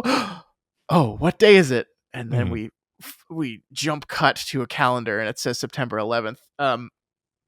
So we couldn't do it in just a way that like Lucy and Danny have dreams that are a plane crashing into a building, right? And then they wake up and go, that was a weird dream. And then we realize that it's September 10th when they had that dream. Because like, I think King wants to hold it for us too. We want to see like, what's going on with this? And then realize, oh my God. So we do it with this way of the flight numbers. So just the the infant psychic baby had an infant psychic vision of 9/11. Uh-huh. And then like psychically attuned to her parents to in her distress to communicate the horrible thing she just experienced psychically. And she does this by putting the flight numbers of the planes that hit the building on different things in the dreams. I think one of them's, are they both on Abra herself? Yeah, I know one of them's like on Abra. I don't know if they both are. I thought they were both like painted on her chest with blood. Yeah. And it's just like the flight numbers, Steve. I don't think this works. I really don't think this works. Yeah, I basically simply agree with what you said about it feeling like it was sort of backfilled in, where it strikes me as like problem solving writing, where it's like, okay, well, we've got to have like an unambiguous indication of precognitive abilities from the baby. How do you do that when it's a baby who can't talk? Okay, okay, 9/11, fair enough. I at least on some level understand the idea of wanting to connect it to 9/11, because it's this like, hugely, okay, this is going to be really like crass comparison, but it's like, I feel as though millions of voices suddenly cried out in terror and were suddenly silenced. Like that's exactly what this is. Yeah. In the Force, as it were. So, but then connecting to the flight numbers, it's like, yeah, well, that's one of the only ways that you can make it kind of an unambiguous thing, where both of the two parents can then say to each other, what did yours say? What did yours say? It's the two flight numbers. Neither of us are lying because we both saw one of the flight numbers. So yeah, it's problem solving writing is what it is. You're right. It's just, it's a little wobbly. It's just a little clunky, and like it doesn't ruin the book obviously, but it's just like one of those things where I was like, there had to have been a better way to do this. Yeah. I feel like you're right that part of this is, and part of the reason, like, I think we're seeing such really strong language from King throughout so far is that, like, I get the feeling that he is fully cognizant of that he's writing a sequel to one of his most popular books that was made into one of the most popular horror films of all time, and he recognizes the importance of that, and he's like, I really got to do a good job with this. I really, really got to do a good job with this. And I feel like there are moments where that makes the language like be beautiful and evocative and wonderful, and there are moments where it's like, I gotta make this work. I gotta make this work. How can I make this work? And it's like overthought. Like, I just feel like this is like over engineered a little bit. You've described everything I've ever written. No, I over engineered and overthought out. Yeah, that's a great description of kind of my feeling about this. Yeah. Okay. So anyway, we can move on, but I just did. This is one of those, like, this did not work for me at all things. But meanwhile, we catch up with the True Knot again, who make their way to New Jersey to watch 9/11, and I guess drink up the steam of all the death and destruction there. So, it's good to check in with them and see that they're doing well. They're super rich. They got billions of dollars in the bank, and they just drive around the country eating people in their $70,000 RVs. Man, it's a good group. Living it up, yeah. Yeah. That's the life. All right, our final chapter of the week, Spoons. This chapter begins with Dan Torrance heading to North Conway, where he goes every Thursday night for a reading of the Big Book of Alcoholics. It's now 2004, Matt. Dan has been sober for 3 years, and it's time for our story to, start. Almost. Yeah. Yeah, I we kind of already talked about this, like, literally at the beginning, but the structure is very strange. Like, they could have like, this could have been the start of the story, and then we could have gone, looped back, right? Like, it's or even later. I don't know. I'm not going to belabor the point. It's just really interesting. Yeah. No.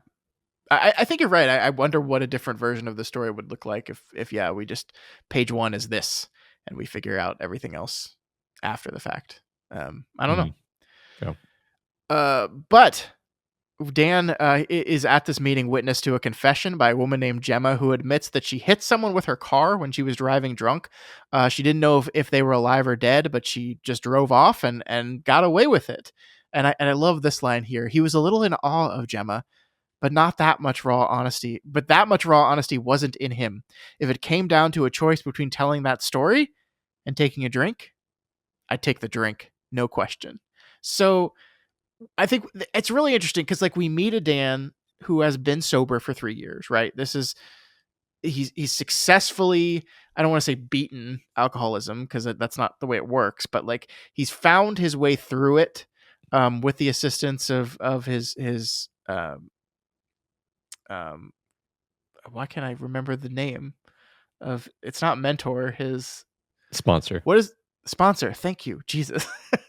He's found a way through with his sponsor, and he's successfully remained sober for the next three years, and he's doing well. We meet a Dan that's doing well, but the thing in his past, his rock bottom, this thing that he did, he is still, like, so utterly terrified by it that, like, the truth of it, he hasn't really processed. And you could argue the same thing for all the other stuff in the back of his head. The ghosts, the Overlook, his father, all these things are still hanging out back there as well. The idea of being transparently, rawly honest still evades him. And I don't think he can succeed truly without that kind of honesty. Yeah, it struck me as, like, we're setting up Danny's arc here by saying, oh man, that level of honesty, no way. I would rather break my most sacred promises than be honest like that. It's like, okay, you're just asking the universe for a protagonist challenge, Danny. Come on. Yeah. Yeah. So another person Dan hears from at this meeting is Dr. John, who is the same doctor that helped with Abra 3 years ago, and I think he's just a pediatrician. So I think he was probably there for her birth as well. He is also a recovering alcoholic, and he is at this meeting telling a story about how he lost his very expensive watch that his wife gave to him. And Dan, of course, immediately knows that he can help with this, that he can help this man find his watch, but that would risk exposing himself as someone special. And he weighs the options and decides to help the man anyway, who, of course, is able to find his watch. And this is a character defining moment of like, we're meeting the 3 years later Dan, who is doing better and is becoming a person that is going to help people with their problems. But I do think it also feels like a setup for everything that happens in this chapter, right? Like Dr. John seeing Dan have some sort of special gift with his watch is perhaps what leads him to accept the story about Abra that he's being told and not just immediately go, you're crazy, get the fuck out of here. Yeah, I think so. So this is kind of the white putting things together for us too, like arranging these serendipitous meetings so that this connection can happen, I think. Yeah. So from here we move on to Cheta and her grandson-in-law, David, inviting Dr. John to Abra's third birthday party. They're happy to have him there, as he was an important member of her child's development. But I've never invited my pediatrician to my kids' birthday parties. I don't know if you have, Matt. Never done that. No. Also, I mean, I as fathers, you and I should discuss whether we would ask a medical doctor to observe our child if we thought that our child was psychic. I'll go first. Fuck no. How about you, though? I don't think I have a good enough relationship with my pediatrician to ever want that. No, but perhaps they do. I don't know. I think it is worth talking about, like that this is a change from The Shining. Like we talk about echoing again. We have here the parents of a child who has who weird stuff happens around.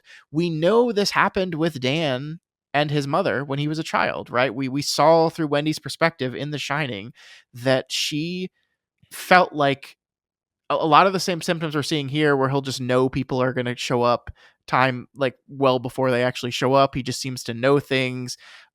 She knows, basically. Wendy knows that Danny has this power, but she doesn't like say anything to anyone. Nobody does. And I think that is, a good metaphorical difference between the world of The Shining in the 1970s and the world of Dr. Sleep now. The way we approach these things, the way we approach everything has changed. Just the idea of our understanding of alcoholism and like the AA and understanding of there is resources out there to help you with these kind of things. Did AA exist in the 70s? It might have. Would Jack have ever been able to like allow himself to ask for that help or go through that process? Probably not. And then we have again here like this understanding of weird things happening to your kid and your willingness to talk about them and confront them and bring them out into the open is such a change, right? That's a really good point. I don't know if this is like explicit social criticism in this way, but I do feel like the high watermark of like credulity in experts was probably like the mid 20 aughts, where the idea that you would go to the doctor to ask about your psychic child just is like perfectly reasonable. They're a doctor. Whereas like I think prior to that it was like, no, that's none of his business. And then after that it's like, what do doctors know? So yeah. That's great. So we get a brief summary of everything Abra has done, and we can move through these pretty quickly, Matt. Of course, we know she predicted and caused 9/11. 9/11, yeah, right. But she's also able to play a piano with her mind. Well, that's not entirely true. She just makes piano noises appear with her mind. I love that it's like the Beatles, Not a Second Time, a song that you've probably never heard. I've heard it because Mhm. I really like the Beatles and listen to them all the time. But yeah, it's definitely, it's described as like a B-side that no one's heard of, and that's very true. I wonder if you picked that because it was cheap, or I don't know. I do love that this like the sound comes from somewhere above the piano, Yeah. and it's like, yeah, she's a baby. She doesn't know how pianos work. Yeah. She knows you Just do it's this, just and it's just sounds there. kind of It's just over. come Yeah. from over here. Yeah, no, it's perfect. Um, she also predicts when people get home before they do, and was aware when a neighbor had a very bad fall. She will take out her toys with her mind after she's gone to bed, and one time managed to make The Simpsons appear on every channel on a television show, which, I mean, that just kind of makes her a hero, I Yeah. think. Also, I mean, my kids can do all of those things, so I don't really understand. Um, yeah, the Huh? Simpsons, uh, Huh? specifically the taking the toys out of the bins after the children are asleep thing. Oh, That's well, yeah. you know, I think every child can do that though. I thought you were. I thought like we're breaking news. Matt admits his No, children are psychic on small Flanagan podcast. no, no. It's just every parent you put the toys away, you put them away, and then you go to bed, and then you wake up, and then they're still all over the floor the next morning. You know, The child obviously did that with their mind. Is my point. your kids Um, might be old enough now where you don't experience this anymore. But like on Saturday, we picked up the playroom 3 times throughout the course of the day, and it got messy again instantly. It's incredible how efficient these kids are at taking everything out of where it goes. My kids don't do that specific thing anymore, but my oldest is really into cooking. So like as soon as I clean the kitchen spotless, I turn my back and the door does the Simpsons thing, and there's 16 dirty pans and cutting boards and knives and peanut butter on everything, and which is actually Wonderful. kind of great because I love that she's into cooking, but also the kitchen is literally never clean. Hmm. So Wonderful. that's it just changes venue is my point. Um, Hmm. so we're talking about Abra though. That's what we were talking about. And Yes. it's funny because like I'm probably being a little bit too king savvy here, too much of a king whisperer. But like I'm contextualizing Abra relative to all of the other psychic children and psychic people that we've encountered in all of the books we've ever encountered. And it's like the story is basically just repeatedly saying she's the number one. She's the most psychic. She can basically do magic. She can basically just Hmm. like alter the universe with her mind. And there's not even particularly any rules. It's like some of the stuff she does looks like telekinesis, but some of it's just like, no, I think she just like manifests what she imagines, really is more accurate. Yeah. Um, and I don't know if you got the same vibe as me, but to me, it's just like, yeah, but whatever it is, like Dan Torrance is already described as being, almost off the scale, and then Yeah. Abra is somehow even stronger than him. Yeah. No, definitely. I think you're right on there that this is, she's incredibly, incredibly powerful, and probably got a lot of steam in there. Got a lot of Probably, steam. if I Yep. had to guess. Yeah. So Um, I do love this. We already talked about this, but I love the detail that Dr. John would have perhaps just dismissed this as total bullshit nonsense and sent them all home. It's if not for that like pinging in the back of his head about um Danny and his watch, and that was clearly Danny knowing something he couldn't possibly know. yep. I did wanted to point this out just because like it seems like the book, like we spend a decent amount of time with Abra's parents, right? With David and Lucy and I think Conchetta especially, and so we're taking the time to like. There's a little bit of contention between Chetta and her grandson-in-law, right? There's a little bit of push and pull and conflict there for sure. Yeah. And so it seems like we're taking the time to set this up and establish this, and we don't know how important those characters are going to ultimately be towards the story. We know obviously Abra is and Dan is, and we can make the assumption they're going to link up at some point. But how will Abra's family matter in a way like Danny's family mattered, right? Like in The Shining, Wendy and Jack were pivotal characters to that story. Are Lucy and Dave and Chetta going to be pivotal characters to this story? I don't know. We'll see.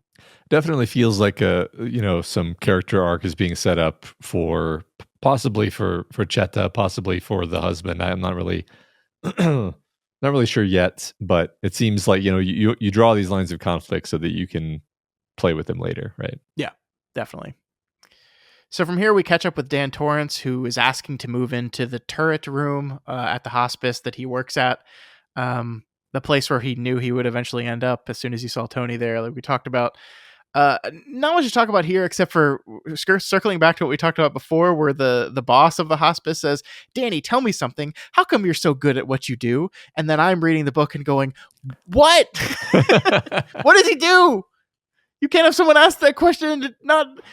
What does he do? Yeah, that thing you do and the way that you do it. Yeah, how do you do that? We get like really vague gestures towards it as something to do with the cat, which is another like wrinkle on it. It's like, what the cat? What does the cat have to do with this? And the cat is named after the angel of death. That's great. Yeah, which is ominous. Yeah, that is like an ominous thing to name a cat that like lives in a hospice. That's like pretty fucked up, actually. Like if I move into a hospice and then a cat is there, and it's like, oh, hey, cat. And it's like, oh, this is Asriel. Oh God. Yeah. Why would you do that? Maybe we'll see. We'll see next week. Yeah. So one morning in his turret room, Danny finds that the blackboard he has in there that he keeps all the names of the patients at the hospice is erased. And in their place is a scrawled out hello with a smiley face in the O. We're led to believe this is Abra communicating with Danny via telepathy. Or I mean, would this be telekinesis? Did she like pick up a piece of chalk from miles away and draw on a blackboard? It's just hacks, man. It's just magic. It's I do what I want powers. Does her I do what I want powers allow her to write and read as a 3-year-old? Yes. So slightly more seriously, I feel like all of the super shining characters are super geniuses also. Yes. Or they have special minds, you could say more broadly. I do just think it was funny how the book is just like, yeah, I mean, she's a pretty typical kid, she's progressing well. She's hitting all her development check marks. She's like talking and walking and reading. And she's like about to turn 3. And I'm like, reading? Yeah. Hitting those developmental milestones. Yeah. My son is 4.5. And he's reading a decent amount of words now, but like he's a year and a half of development for someone that young is like a huge amount of time. Right, yeah. Are you sure you're not reading those milestones in the metric system?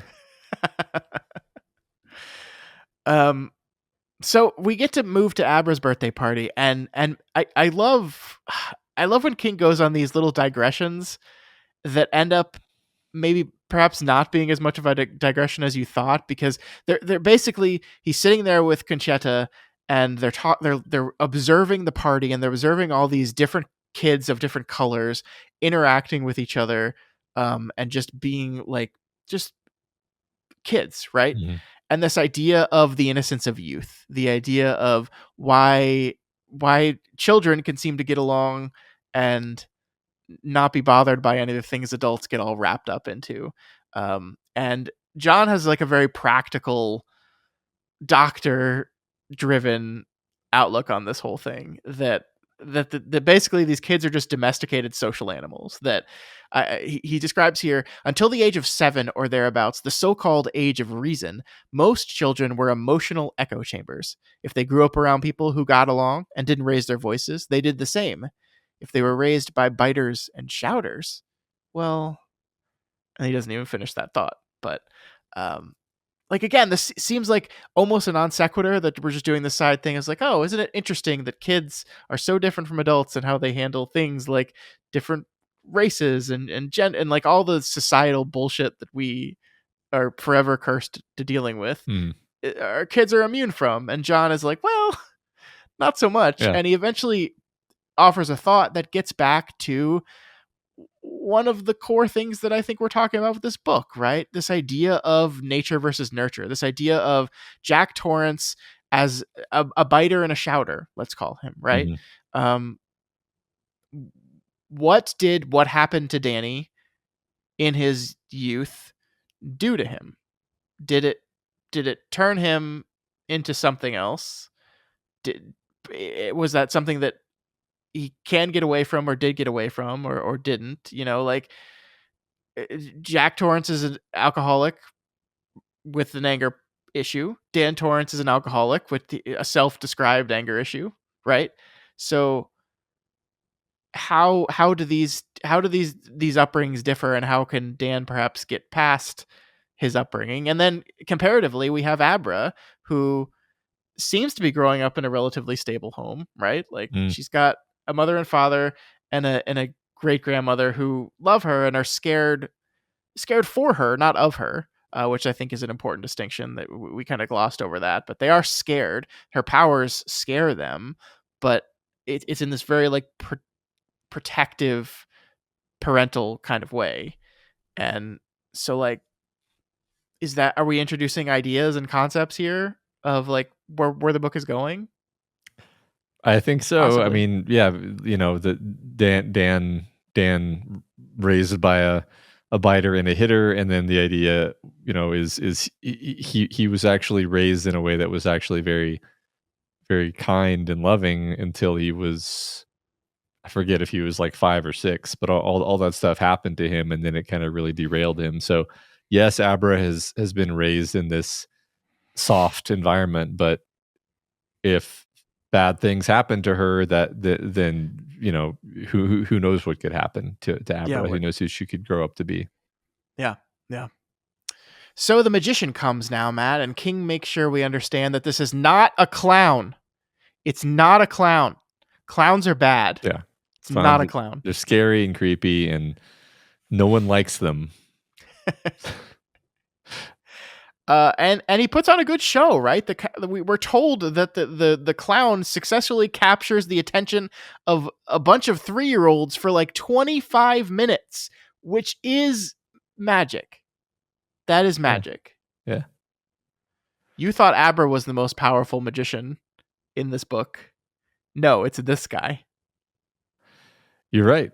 I need to hire this clown immediately. I slightly wondered if we're meant to think like maybe he's got a little talent of his own, Yeah, maybe. I do like what you said earlier, that this idea that like this world is like peppered with people that just have a little bit of the shine. Like Billy, the man that Danny met, the groundskeeper in Frasier, like he gets hunches about people, he has feelings about people, and he feels good about Danny, and that's what convinces him to vouch for him with Kingsley. Yeah. That's a little bit of the shine, and the idea that like there's all these background people that just have just a little bit of this. Yeah, I think it's great. Yeah, me too. But the chapter ends with the clown magician doing a spoons trick, where he manages to hang a bunch of spoons from him, and Abra is so enraptured by this trick that she decides to do it too. Of course, her version is just taking every spoon in the house and hanging it from the ceiling, which is a little disturbing. Makes everyone a little uncomfortable. There is a moment right at the end where like Abra seems like, are you mad at me? That just like, I don't know. It's not. I think what King successfully does here is it gets us in the same state of mind as her parents. That like, oh, this is a little scary. This is a little scary, and we're just a little concerned by where this could go. This is an immense amount of power. And you're a child now, but you're going to get older, and it's going to get more complicated, and your emotions are going to get more complicated. And like, this is scary. This is definitely a little scary. Yeah. We don't want her going Carrie, right? Definitely. It's in the back of everyone's mind, I'm sure. Yeah. But Dr. John, I think it's safe to say, is now convinced that Abra is indeed special. I'm only like 50% joking when I say that if one of my kids telekinetically put all the spoons on the ceiling and then all the spoons fell on the floor, and then they were like, "Are you mad at me?" I kind of feel like the correct answer is like, a little bit, because you just made a huge mess and probably damaged the floor. So like, just like, you can use your telekinetics on your soft plushy toys over the carpet, okay? Like, you just gotta, you gotta establish some reasonable guidelines. That's all I'm saying. Sure. Uh-huh. I think that's very fair. Um, I don't know. I've never been in that situation, so I can't say what I would do. I would just demand that she telekinetically pick them all up Yeah. and put them back in the drawer. There you go. There you go. I think my real point is like just saying like, no, we're not mad. Is actually, if anything, is just telegraphing how terrified they are, because it's like, well, you can't just let her do that. Like that's not sustainable either. Yeah. Um, But the chapter ends with the family basically asking Dr. John for like advice. What should we do? And I think it is this warm fuzzy like, just keep on loving her. Just keep on loving her and everything will be okay. And we believe that until we get to the last the last sentence of the chapter, which is I've seen she's a very enjoyable child. You're going to get through this, he says to them. And the last line of the chapter is, for a while, it seemed he was right. Yeah. Fuck. Yeah.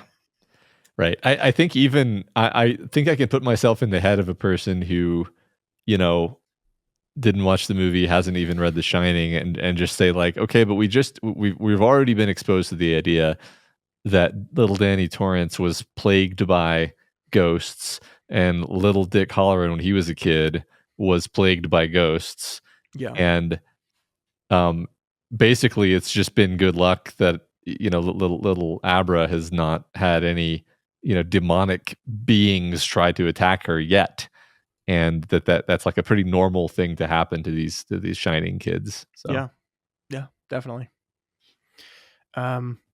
We will see. And we also got the True not floating around out there in their expensive RVs. Yes, we do. Yeah. So we will find out where the story is going next week as we read chapters 4 through 6. As we said, a smaller section, hopefully a shorter episode. But let's get into discussion questions. So we do not have a question to read from our episode 2 weeks ago. That was, I think, our finale episode of The Haunting of Hill House. We did not have a discussion question, but we do have one this week, Matt. And we're gonna have a little fun with this one because I couldn't think of something good, so I decided to think of something fun instead. Yeah, just have fun with it. What the question is? What is your favorite magician? So the book really talks up this guy, and I am myself also really fascinated by his incredible skills. So let's talk about, does it have to be like a magician, like an event magician, or like a magician in like where magic is real? It could be any of those things. Yeah, I wouldn't mind hearing about a bunch of real magicians that maybe I haven't heard of. Yeah, love it. Whatever you want to do, though. Cool. Mm-hmm. All right, that is going to do it for us on this very long first episode. Next week, as we said, Dr. Sleep will continue with chapters 4 through 6 of the novel. We're making our way through it now. I can't wait, Matt, to see what happens next. Right? Well, I can't wait for you to see what happens. I can't wait to learn what the hell Dr. Sleep is doing with all these old people. Me too. I forgot. I literally forgot from the movie, so I really want to know. Very, very excited. Remember, you can reach us via email at flanaganswakepod@gmail.com. You can find us over on all the socials. Reddit.com/r/doofmedia is the best place to answer that discussion question. Tell me about magicians. I want to hear about the magicians. And don't forget that every episode can be found over on our YouTube channel. Please leave us a comment letting us know what you think. And if you want to purchase some cool Doof Media merchandise, you can do it over at doofmedia.myshopify.com. We might have left The Haunting of Hill House behind, but we never will truly leave it behind because we will always have a mug with a ghost bear on it, as well as our wonderful Cup of Stars design that we talked about last week. You guys got to get that latte mug. I don't know why a latte mug is different from a mug, except it has a wider top, but it looks really good on the design. It really does. Yeah, I think it's a fun shape. I want to get one. I will get one. Yeah. Well, you can, Matt. There's literally nothing stopping You're right. Oh my God. I can do anything I want.